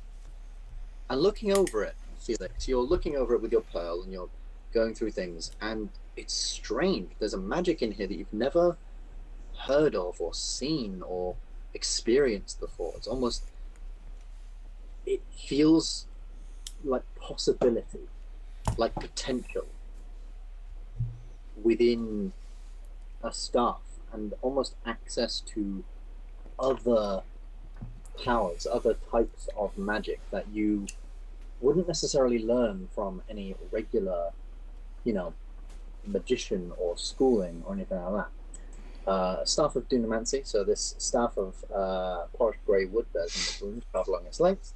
Shard of amber at its top. You do get an almost signature from it. It did belong to an archmage from long ago who was researching a new way of using magic, Dunamancy. Attuning to this staff unlocks the knowledge of the magic of Dunamis, the ancient and esoteric study of potentiality and probability. Dunamis was discovered independently by several nations and explored to manage the control of time, gravity, and fate, removing chance from moral actions. While you are attuned to this staff, you can use it as a spellcasting focus for your wizard spells, and you gain a +1 bonus to spell attack rolls and the saving throw DC of your wizard spells. Staff has 10 charges and regains 1d6 plus 4 charges daily at dawn. If you expend the last charge, roll a d20. On a 1, the staff turns to dust and is destroyed. Power Strike. When you hit with a melee attack using the staff, you can expend 1 charge to deal an extra 1d6 force damage. While holding the staff, you can use an action to spend 2 or more of its charges to cast one of the following spells, using your spell save DC and the spell attack bonus. For 2 charges, you can cast Fortune's Favour. For 3 charges, you can cast Pulse Wave. And for 4 charges, you can cast Gravity Sinkhole.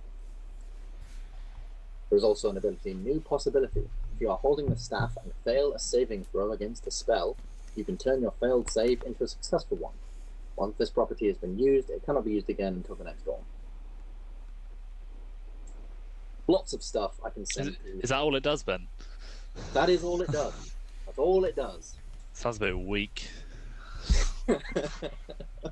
I'm sorry, it doesn't blow people up when you... No, that sounds pretty fucking cool. It's not this. Every time you mention a staff in the game, it sounds like Staff of the Major. Staff of the Major. Pretty much. I mean, as soon as I mention a staff in game, Sam's staff grows. Fucking hell. Uh, Since we've gotten there, when you first were talking about it, I was going to make a joke about it being a dragon dildo, but I thought we were beyond that. But you still brought it back. Well, now that we're at that level, I thought might as well get it out. Yeah. So yes, that is the staff of Dunamancy.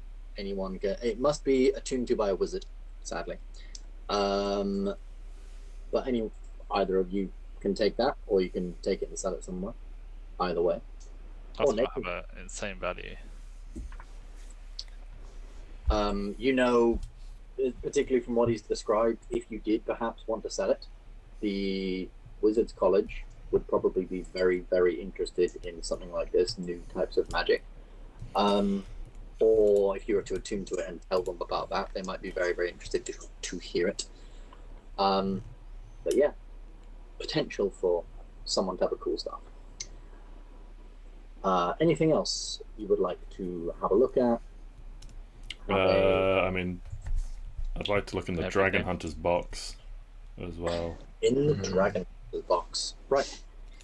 So, you step over to the Dragon Hunter's box, and there is a lock, but the lock was broken a little while ago. Really, really old lock and very, very rusted. And you can tell this wood and this design of this box is very, very ancient. And clearly, you know, a little dank, a little damp, clearly pulled from a tomb or something. Shao almost sort of takes a few steps back as you're going towards the box. You would notice, particularly you, Kaiman, with your very high passive perception, and Felix and Oramis as well. As you open up the box, you see a beautiful, sort of almost like a long scimitar or sort of like a light falchion blade. It's a sort of one-handed blade with a lovely sort of curved crossguard, and it's a single sort of edged blade that's straight for most of the blade, but then it sort of has a slight curve towards the top. The crossguard is made from a sort of very warm gold, and it has like a red wrap around the handle. And the blade itself is a very, very light, almost silvery metal. When you pick it up, it is extremely light, extremely balanced. It's very, very nicely done. You also see a beautiful set of studded leather armor. These studs sort of and in a very, very almost like regal, beautiful sense. And picking this up, this is also quite light, quite sturdy. And you also see this very, very brightly coloured cloak. At the minute, it is a bright red colour.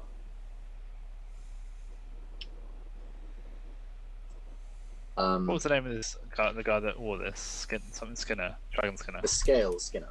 Scale Skinner. And he was a legendary dragon hunter. He was, as far as Vaishal told you, he was a very brutal but legendary dragon hunter. Okay.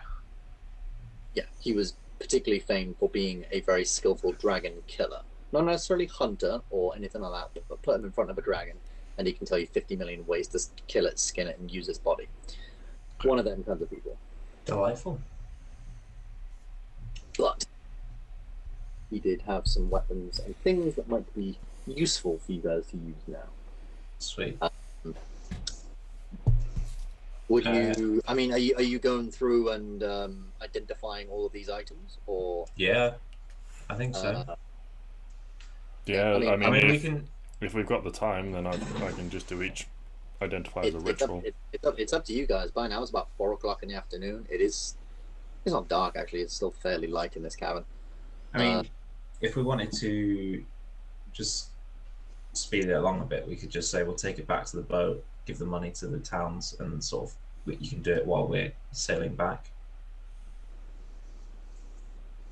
Don't mind if you want to move quickly. Oh no, just it's your family, mate. It is, but I mean, I don't think like half an hour to identify here or there is going to make a huge amount of difference either way. Let's find out what this gear is. Are we definitely going? Are we going to the Silverhold next? Is that our destination? Maybe with a stop off, but yeah, I believe so. I Where's can't the think of stop anywhere else to go. Well, just if we wanted to stop off at the Shattered Coast or somewhere to pick up supplies. Otherwise, head straight there. I don't know. It sounds like he's getting stronger with time. So I think the quicker we get there, having just had a conversation about having time. Ben, can you put us on the map, please? Yes, of course I can, particularly as we don't really need this map anymore. There you go. Oh, I am very zoomed out of that. Now, Luke, what's your one thing I'd Shadow like to bear in Blade? mind is My that shadow blade. Yeah, what is it like? the, Magic Or mage. what properties does it have? Silverhold isn't here. It's magical. I meant Okay. to put it further out, essentially where the compass is, but there's obviously a massive compass there. So Right, but we're in Dawnport. you are where the ship is here. I'm going to So use if- this ship as a Yeah. locator of where you go. So if we The Silverhold want, is more where it says northwest. yeah. That's more like So if we want to go there, we kind of end up sailing around the land and then just kind of disappearing off into the ocean. There's not a lot along the way. around sort of. No, to go back would be too far. I think we've already come quite a long way. It'd be about another 2 to 3 days to get. Okay. Wait, I don't sorry, know. where is the Silverhold? I put the sort of like icon for it here, but it is essentially where it says like. I see. It's essentially where the northwest symbol is. Gotcha. So it's a lot closer to civilization than I pictured. I thought it'd be up in like the north. I don't know why. No, it's sort of between. It's quite far out to sea, isn't it? I wouldn't. Yeah. It is at least a couple of days sail out to sea. So obviously, if anyone tried to escape, they would have to swim a long fucking way. You've also got many villages and Cardsea as well, just there. So when people, you would know Oramis, particularly being a sailor and things like that. That a lot of if you're going to be sent to the Silverhold, you will travel to Cardsea, and then you will go from Cardsea to the Silverhold and back.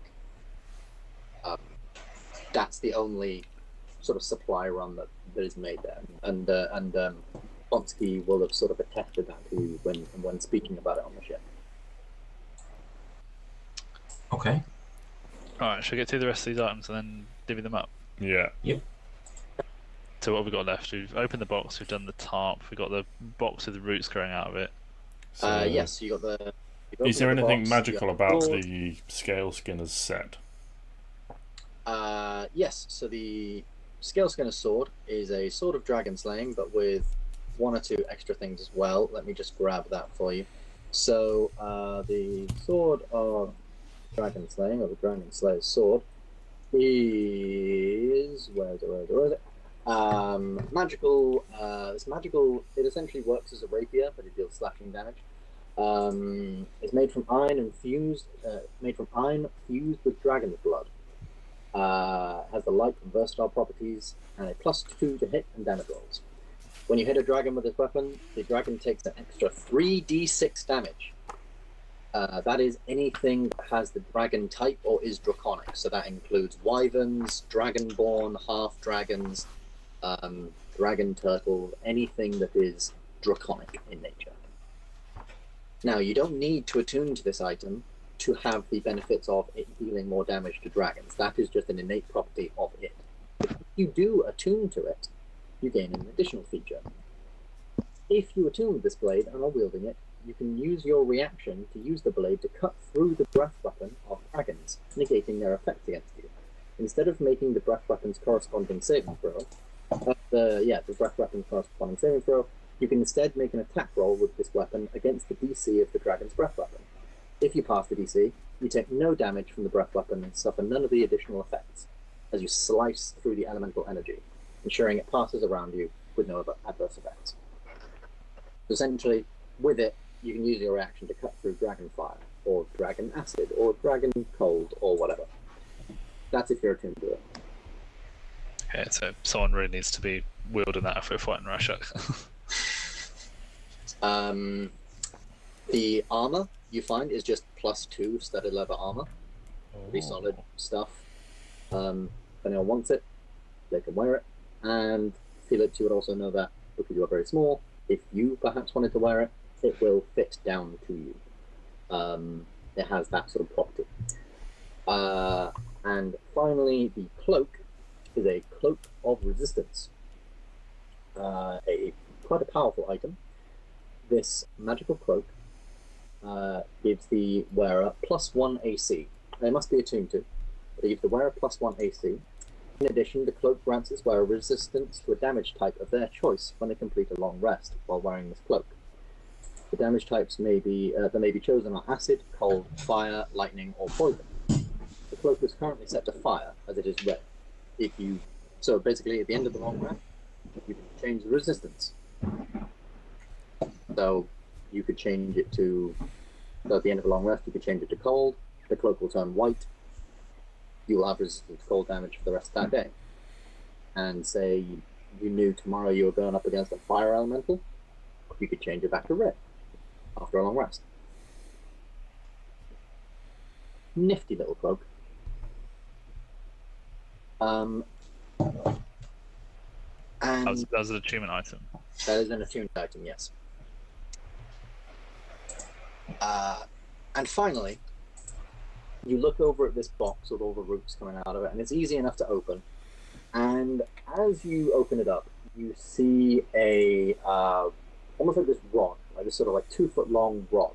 And at either end of this rod, you can see many faces, like sort of like elongated faces that are shaped to the sort of like end of the rod, with their mouths really wide open, almost like they're sort of like screaming. And it says on one end of the rod, chaos is the law of nature. And on the other side it says, order is the dream of man. As you go over this rod, you learn that this is the Wabberjack. Which, I'm not sure if Ryan heard, but he may recognize it from something. Wabberjack. Essentially, if you want to know what that is, look up the Wand of Wonder, because it has a lot of properties.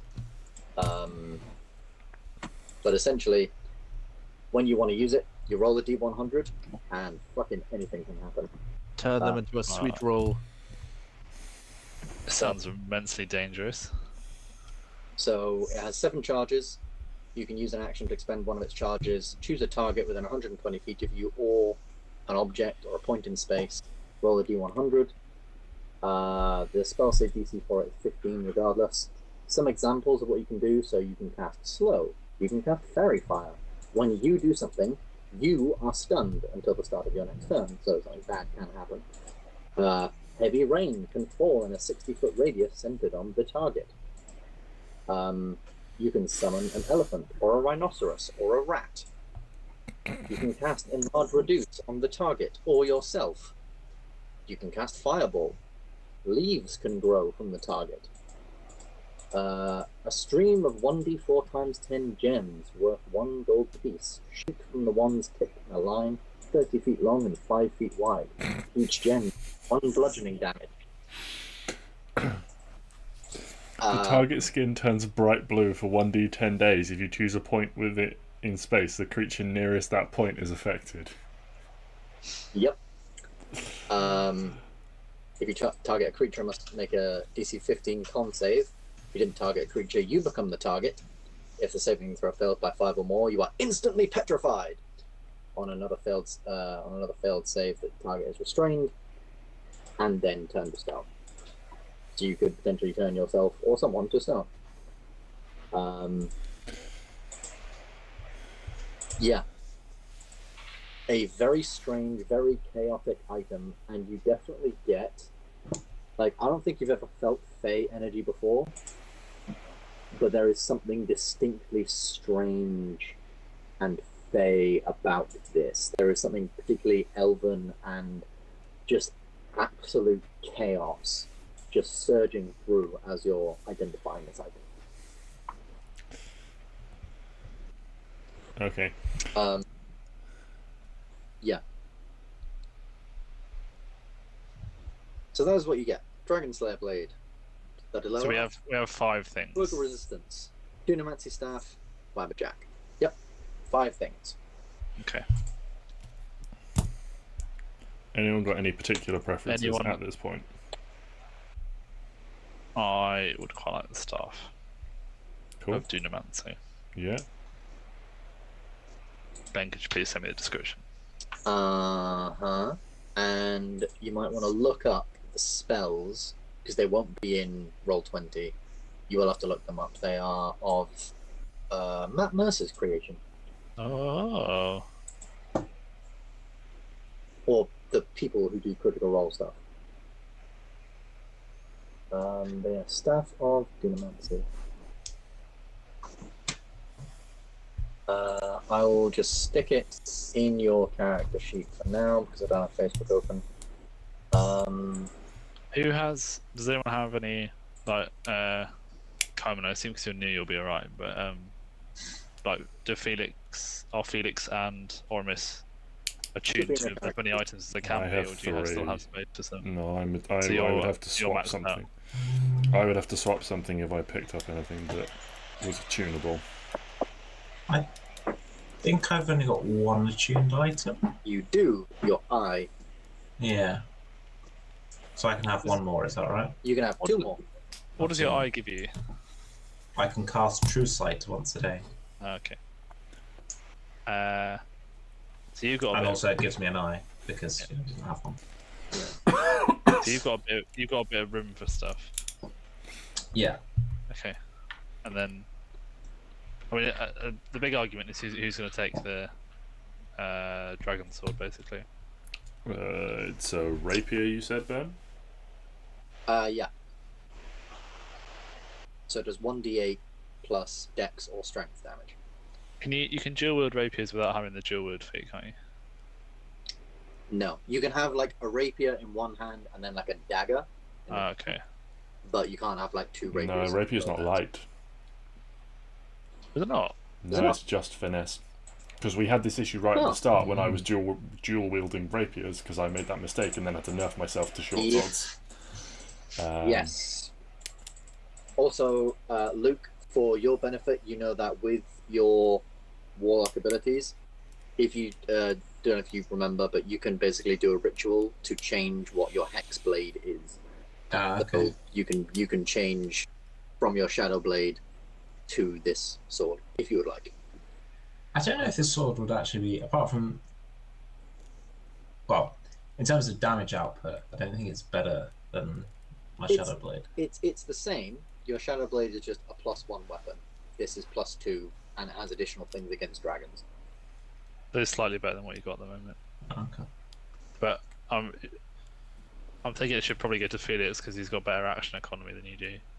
Yeah. No, I mean I'm happy for him to take it.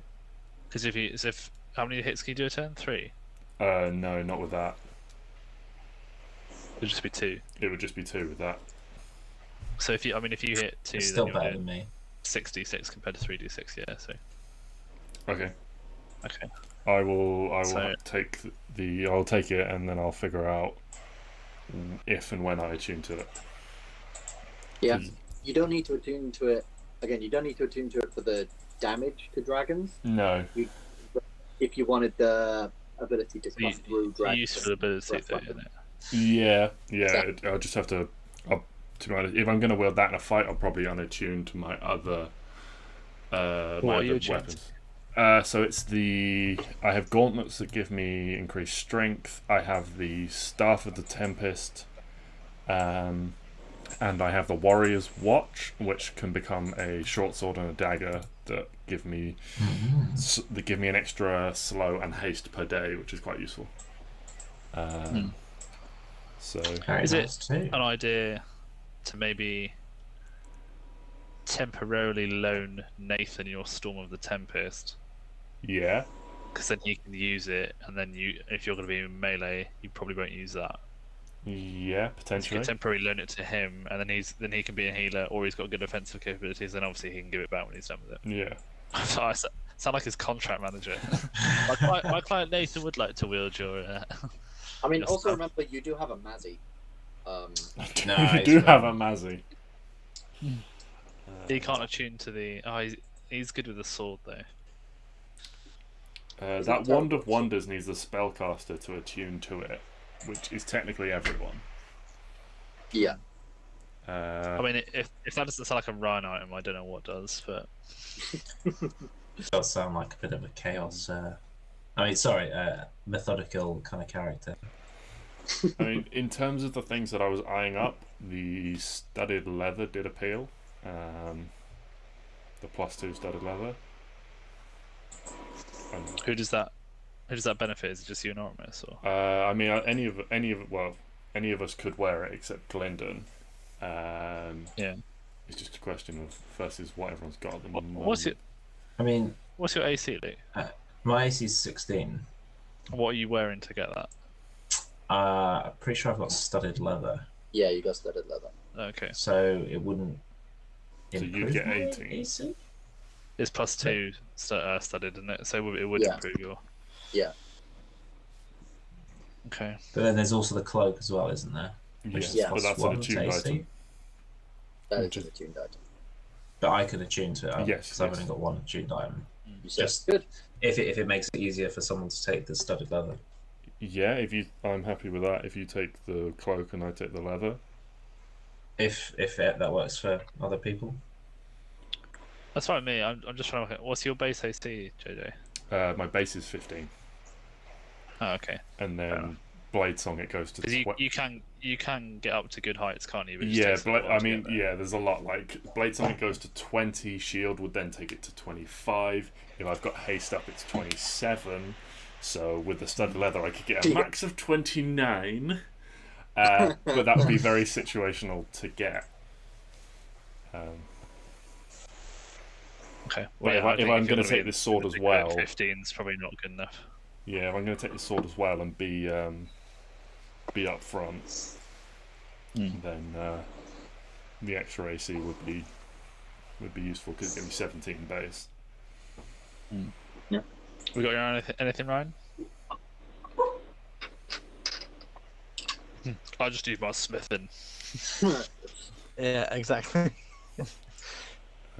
Well, there's potentially a cloak or a wand going if you want it.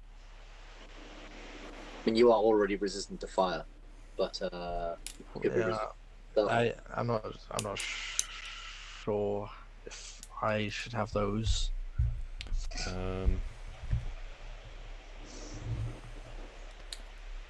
I mean, the Wand of Wonders is an attuned item, so I'm already over encumbered on attuned items. So, So do I just like sellotape it to my back or something? No, You you like think hold it, maybe. to attune to it. You basically just have to sit there for an hour with it, learning its properties, learning what it does, sort of linking yourself with it almost. Come one with the stick. Yeah, at the minute, I think you are not attuned to anything. I might be wrong in that, but yeah, I don't think you're attuned to anything. Yeah, I might as well. yeah, give Didn't he you have a, some, give you a like, bit more I mean, not chaos. that it matters, but didn't he have like some named gauntlets? Was he attuned to them? Or No, they're just magic gauntlets. oh, fair enough. Okay. Well, yeah, I mean, yeah, Well, magic gauntlet, donk, magic donks. the magic bonker. It's my special bonking device. Oh, Is it- no? Is it actually a useful combat thing, or is it like a pull out if we're in a desperate emergency kind of thing? The Staff of Wonders. Let's have a quick look at what it does. Well, it's interesting because some things could be fairly useful, like fairy fire. like there are stinking. There are yeah. There, as Ben says, there are some useful ones like slow, stinking cloud, lightning bolt, fireball, invisibility on yourself. It's just kind of it's a bit of a Hail Mary. It is a bit of a Hail Mary. Has it got a range? It's a on bit like 120 I don't know, feet. 120 feet. It's a bit like being a wild magic sorcerer. Yeah. Okay. It could be good. It could be bad. it? I'm very. Right. So find out. Common's taking that, so that leaves the cloak. Was Oramis taking the Uh, cloak? I think that makes sense. Yeah, I'm happy to. What are you taking, Sam? I've got that pretty cool stuff, so I think Okay. it'd be unfair if I took something else. Well, I'll take the cloak if it's going. Yeah, I'm happy with that. That was a good old divvy. Nice. Yeah. So you've separated out all the stuff. by the time you've gone through and identified everything and gone through everything, it is, yeah, it's now fairly sort of late in the day, and by the time you've done all that, begun to head back, as you exit the cave, as you're now walking down the cave, you're no longer like slipping and sliding over ice. Now water is actually coming in and slowly trickling its way down towards the edge. And as you emerge from the cave, you can see the walls are no longer covered with ice. There is still ice there, but it's dripping and dripping, and there is a very, very heavy sound of just dripping water everywhere. And as you emerge from the cave, you can see the ocean is now just lots of large chunks of ice that are sort of like clattering and clanging on each other as a little bit of like smaller waves are sort of pushing through, and a tide is now actually forming.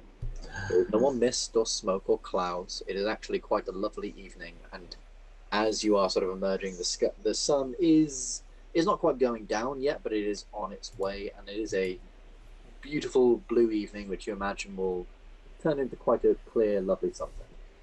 The wind is no longer extremely freezing. It's now sort of, I don't know, maybe like 5 to 10 degrees. It's got very, very rapidly warmer, like very, very rapidly warmer. It's almost a little bit of a shock to your system, and also you can see like the area around you as well. Like everything, like all the fields and everything are wet, and everything is just sodden wet from all the snow just suddenly melting within, maybe 6 hours.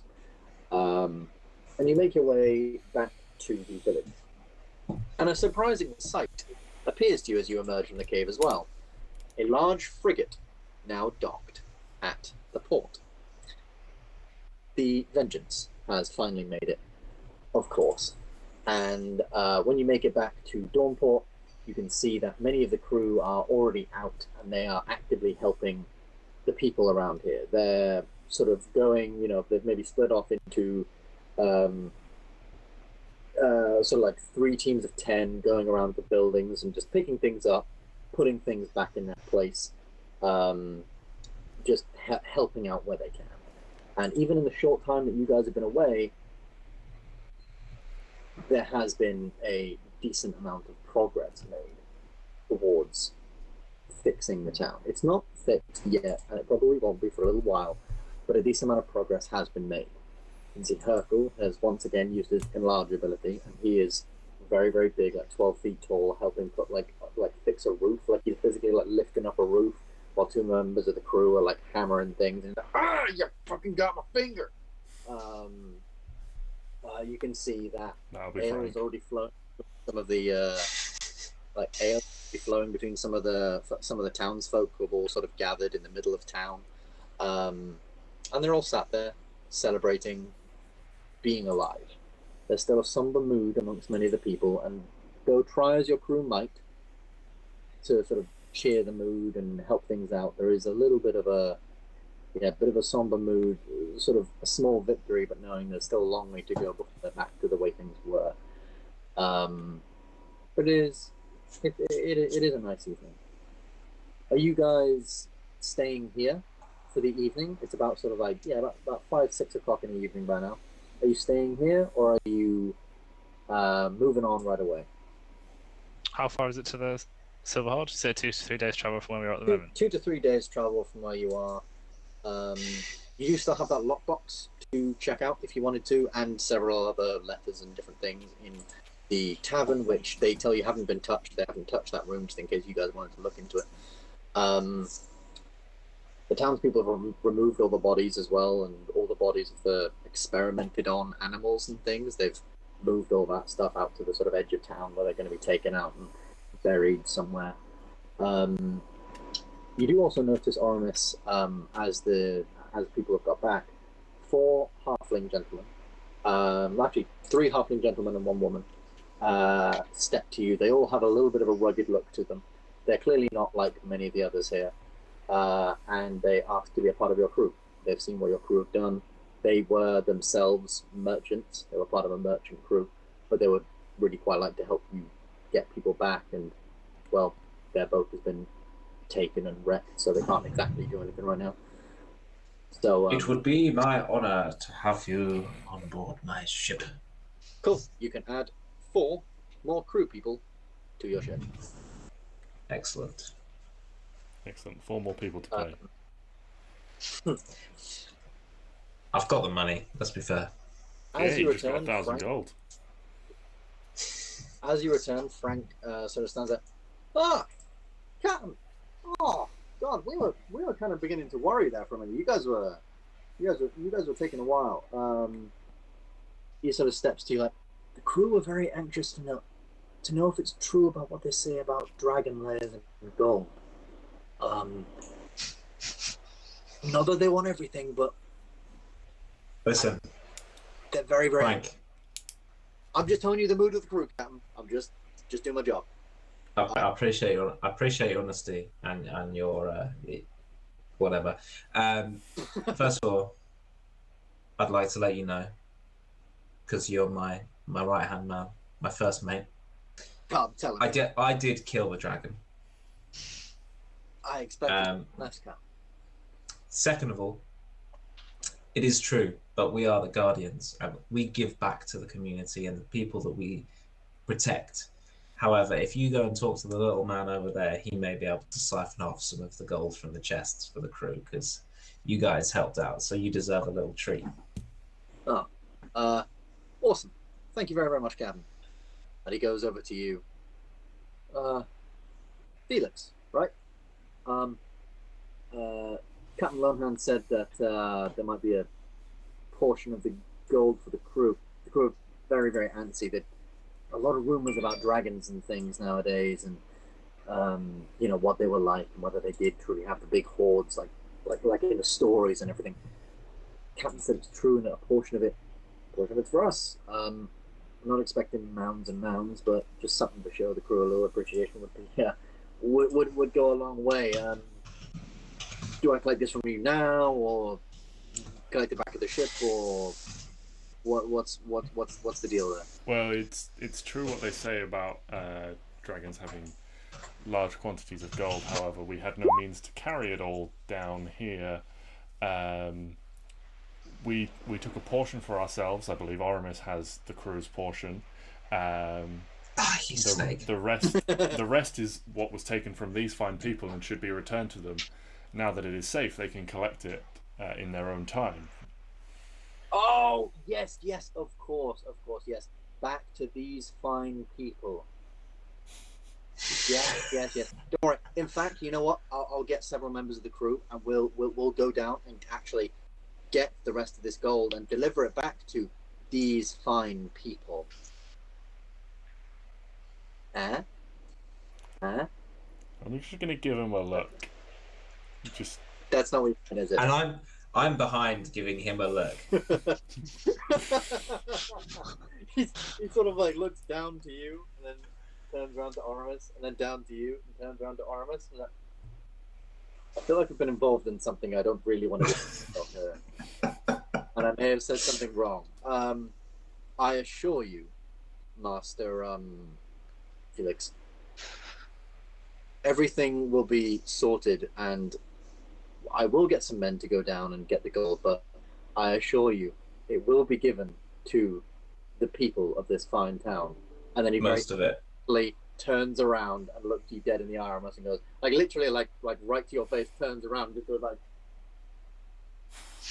turns around back to Felix. It will of course be done.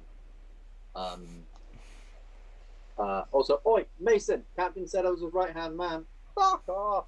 I think Mason's not part of the main crew anymore, is he?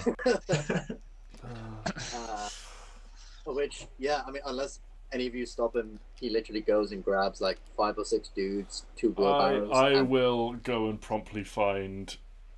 I can't remember the name of the one we were dealing with before, but the gnome who seemed like they were in charge, and just inform them of the situation. It wasn't Wilkins, it was the other one. Tirret, Lunamoon? Tirret. Yes, I'll go find Tirret and inform them of the situation at the same time, and just tell them that Oramis's crew has offered to help them carry, and give them directions to where the horde is and that sort of thing. Minus a small delivery charge. I mentioned nothing of a delivery charge.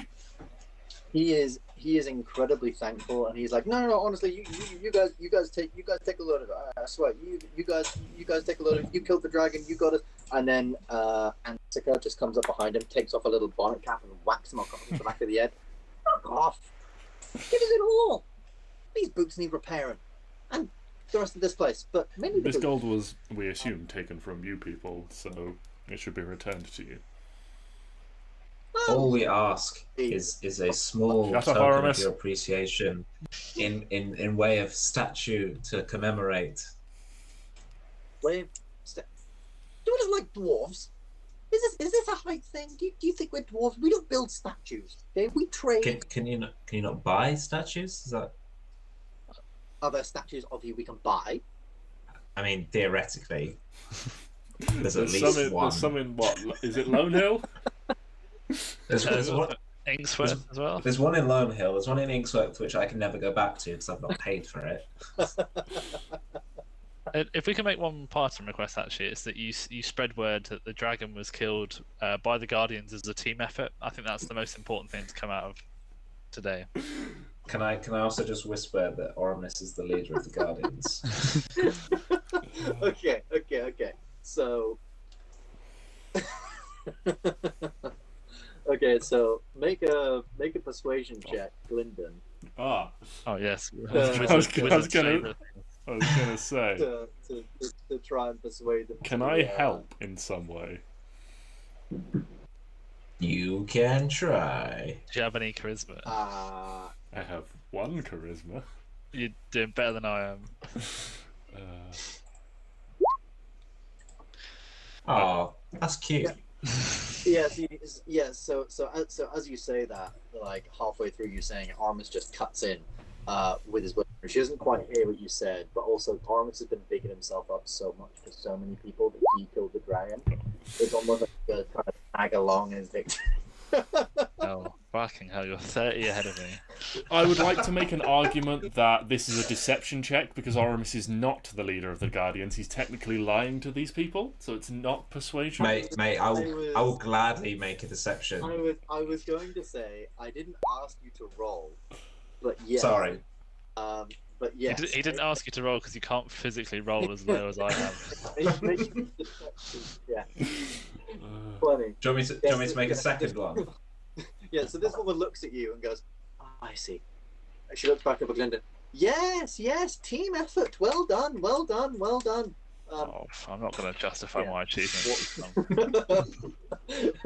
and she walks off and just looks back at Terra. Make sure they get that bloody gold. And he looks back and oh. I'm just going to whisper into my breath. You only know all these things are here because he shot an orb, right? How much have they got? How much of the gold is left? We need to take more than our shit. There's like 16k for them. Well, I mean. Oh, also that fucking orb that was there. Did we do anything with that? No. Should we do anything Frank with Mason, that now that I think about it? Frank Mason, jog up there and grab that orb. Yeah, one thing I meant to mention was that the orb, after Rashek disappeared, the black smoke in it just dissipated. It's now just I would like to project at least petulantly smash that just in case. Yeah, because smashing orbs went so well the last time. Yeah, well, this one's not at the top of a tower. Also, Felix wasn't there. Yeah, you go up easily. Just got it. Maybe a concept. Oh, I'm joking, tell me. You I'm joking. dickhead. Why are you doing these things? Oh, was that a retcon? Hmm? Was that a retcon, or have they brought it out of the cave? I'll say it's a retcon. You guys were down there for long enough. You would have known to maybe do something with it. Is there something else you wanted to do with it, Gylndan? Would I just stop him from smashing it, or? No. I think was there a similar thing in the under the tavern? There was. That's still there. Didn't do anything with it. Okay. Good thing I own that tavern. Well, I don't know. I think it's just maybe some sort of like. I mean, knowing what I do about magic, some sort of focus or vessel that lets him be there or something like that. I don't know. You can make an Arcana check. I mean, Always. he can clearly see through it and also project a version Oh, of God. himself. Well, yeah. Well, I would say as a divination wizard, it definitely has some semblance of divination magic, particularly, I don't know, maybe things like scrying and things like that, and obviously how he can create an illusion from it and clearly see what is there in front of it, but how it all works and things like that, you're not entirely sure. Okay, so Whereas not, if I hadn't smashed it, not I could have essential. identified it, but too late now. Yeah, you're sort of thinking, like Glyndon, you're like scratching her head. Yeah, I mean, clearly it has some kind of thing, and Felix just sort of like goes up, lifts it off the thing, just drop. That's cool. I wasn't examining that. That's fine. Better safe than Maybe that's sorry. part of why you rolled a 12, because halfway through you trying to think about it, just smash it. Crushed. So to round out the session then, so you guys are now chilling at the Shadow Coast. The crew are helping the townsfolk fix everything else. Is there anything else you would like to do in Dawnport? Are you resting here for the evening, or are you taking off straight away? And if so, where are you going? What are your next? I think we got to get going, really, haven't we? Because we can sleep on the boat. Yeah, the only thing I'm wondering is if there's any like stops along the way or any like large towns along the coast where we can potentially buy potions, like healing potions and stuff. This is a large town. I don't know about any of you guys, but I haven't got anything healing potion wise. We've got Nathan with, in terms of our actual healing capabilities, we've got Nathan with that staff, and then we've got Kaiman. And Mazzy can do a little bit, can't he? Mazzy has cure wounds, And then didn't Vaishal do a little bit? Yeah. Vaishal also has cure wounds. I haven't Have a- rested at all since the fight, so I'm still down 100 health. Yeah, we're definitely resting. It's just whether we do it on the way. I mean, I think it's I whether think we do on it the way. here or whether we do it on the boat, basically. I have think 2 we should- healing potions. Okay, so Um, if we can split them, then there's. Yeah. I think we have quite a good spread of healers anyway. It's just to get people up if they're in a pickle, really, in it. There is this place here called quite adequately Forktown. It's on what they call the Fork. Yeah, this like 3-pronged little bit of 3 rivers. There is also Cardsea down there if you wanted to go down there and up, but that would be your closest large town where you think you might be able to find something. Yeah, I'm thinking not only healing potions though, but if we can get resistance potions, maybe like a couple, like 1 or 2 of those. We're gonna get that in a town. I don't know. I mean, how big is it? Do we think that it's likely that those places would have anywhere? Somewhere like anything Cardsea is a much larger place. It might have Cardsea's not like the capital big, but it's certainly a city in its own right. Has a bit of a feud going on there at the minute. But it is certainly a city in its own right, and would maybe have 1 or 2 dedicated magic shops or alchemy shops to maybe something like that. So Cardsea is Forktown? likely to find something, whereas the Forks Yeah. is not. You're saying? Yeah, Forktown is, I mean, very, very possibly, like, it's the kind of place where it's a bit of a bigger town. It'll probably have a general store which might have some magic stuff, like a magic section, and maybe like a local town apothecary for simple medicine things, and maybe they might be able to make you one, but you're not entirely sure. It would be a bit of a risk going there. I mean, But I'm not just working out because you want not necessarily the third resistances. one, but So does Rashak breathe red fire? no, Rashak is Uh, black. Rashak is black, and Mazzy with his new Draconomicon can tell you that is a line of acid. Acid. Okay. Oh, Mazzy so knows that's we've got- specifically a line, not a cone. Yes, Mazzy reading in his book, and he recounts a thing of black dragons they have massive sacs essentially in their necks that they use to basically rapidly secrete this thing in their necks that basically creates acid, and then they can spit that out in a very long line, essentially like a hose pipe. So Okay. in terms of resistance, we've got the cape can do something about that. The Oramis wears. Yeah.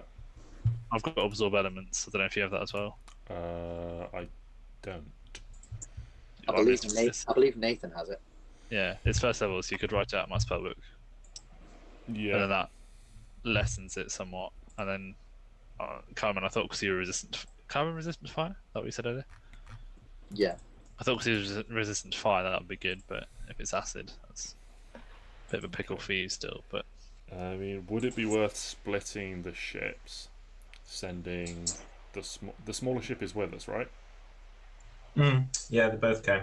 Okay. Would it be worth sending one to the small crew to to Forktown, and then if we go to Cardzi, or do you think we should just skip trying to find any potions and go direct?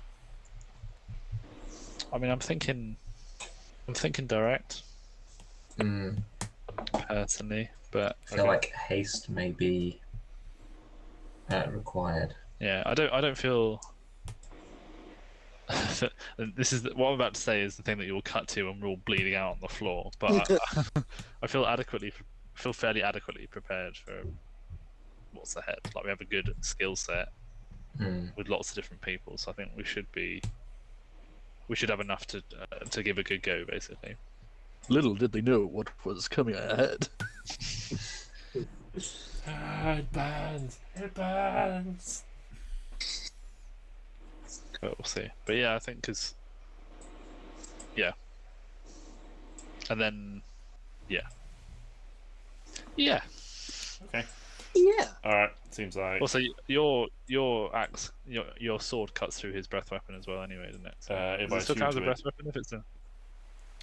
Yeah, if he attunes to it, he can essentially like slice as the breath weapon comes along, and essentially like parting of the Red Sea sort of thing. It'll slice through it, and he'll take. And if he passes, he could take no damage.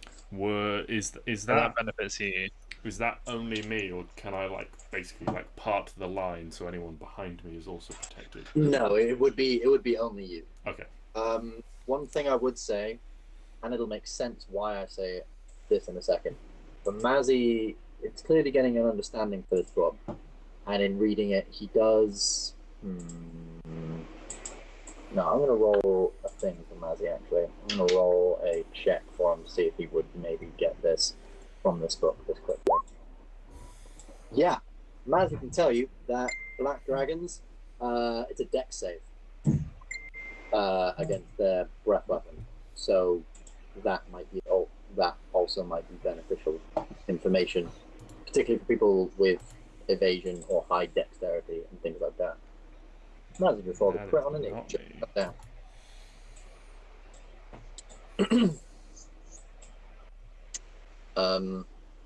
Okay. Yeah. Okay, so if you're leaving now, the crew gets ready, gets set up, gets going. Within, I'd probably say a couple of hours, it's sort of getting to sunset. You guys make your way out by the evening, like by nighttime. You'll probably get just around the corner of the Dawn Bay. Or like you're approaching the corner of the Dawn Bay, I'd probably say. And we'll get to that when we get to it. But, yeah, if that is everything, we'll pick up on the sort of first evening, first night of your journey towards the Silverhold to face Rasha. Also, I don't know if you wanted to look through any of the stuff. You've still got that lockbox to look through. And things I was going to look through that on the ship. Yeah, okay, then we can get to that stuff next session. Thank you all very, very much for joining me this week. And now that you've found the Dragon Slayer's Blade, you've defeated a black dragon, you've liaisoned with people in the town, you've found out various information, and given the addition of all these items and things and your readiness to take on this new foe, you'll feel much more ready, much more experienced to go against this next foe. And you all level up. Level 14. Oi. Congratulations. Let's go. So, that extra 1d6 is going to make a real difference against Rashak. Hell yeah. did you guys want to really quickly do roll for HP now? Just for fun, or do people have to skip off? I don't mind. I'll probably take the standard for Gylndan. Standard for Gylndan. So just What's the standard for I think Glenn? that's think it's- 3. I think it's 5. It's I'll double 4 check. plus your yeah. constitution mod. Yeah, 4. 5. Yeah, 4 plus con. Topping out at 71. Oi. Oh, very nice Oramis. Extra 10 HP. I bear can in mind- learn a new cantrip.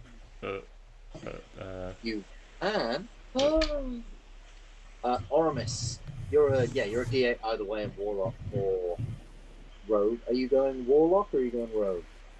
I don't know. I think I was going to go Rogue What level from are you memory. in? I'm 7 and 6. 7 and 6. So if you go Rogue, you get an ability score, upgrade, or a feat. Ooh. Oh, a feat. Haha. That may be fun. That could be kind of fun. You do have pretty dope ass stats at the minute. Anyway, I think you're like 5 on charisma and 3 on everything else. Everything apart from intelligence, because Apart from I'm that, not smart. um, Well, I am wisdomous. Ben, who has 2 thumbs and now has 3 divination rolls? yes, This guy. you do now have 3 divination rolls per day. 3 So divination you rolls. cut down. Nathan also levels up, so do you want to roll his hit dice? And I'm giving Nathan an ability. Essentially, he can now cast guidance as a bonus action.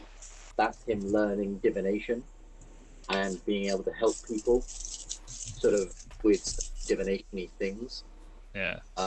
as things are going on. So, yeah, he can now cast guidance as part of his cantrip, and he can do it as a bonus action. I can use my spell slots to reduce damage. You can? Oh my god! Which is, Um, I mean, it's alright, Right, let's- but like it's 5 times any spell level that I do. So that's fair. you know, like a to be fair, like a Luke- 5th level spell would be a reduction of 25 damage, which is alright. But Yeah. Luke, also, if you did go for Warlock, however, I believe you would have access to 4th level spells. not So- not 7th level warlock, surely. Yeah, I believe so.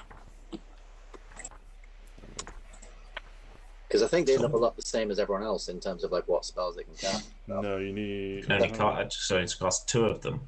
Yeah, slot level 4th, Oh wow, 7th level. fair enough. And you get you'll another also- invocation. Oh yeah, and you get another invocation. What's an invocation? You know your... Like your agonizing blast allows you to add your charisma to your eldritch blast is an invocation. But you can get some I pretty think cool you've ones. also got one. I think you've also got one. I don't think it's ever come up, but where you can read all written writing. I think you took that one. Eyes of the Rune I King. So that don't doesn't, think that doesn't so. work because he's not intelligent enough to read. There's one called Sculptor of Flesh, which requires you to be 7th level and allows you to cast Polymorph once per day. Hey, It hey. does use one of your Warlock spell slots to do it, Oh, that's a shame. but Polymorph is a cool spell.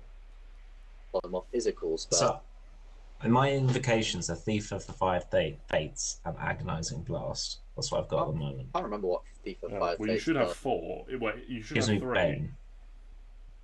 Oh, You should have 3, Oh. and if you go up to 7th level, Well. you'll get a 4th one. Pick another one now, then, Luke. alright.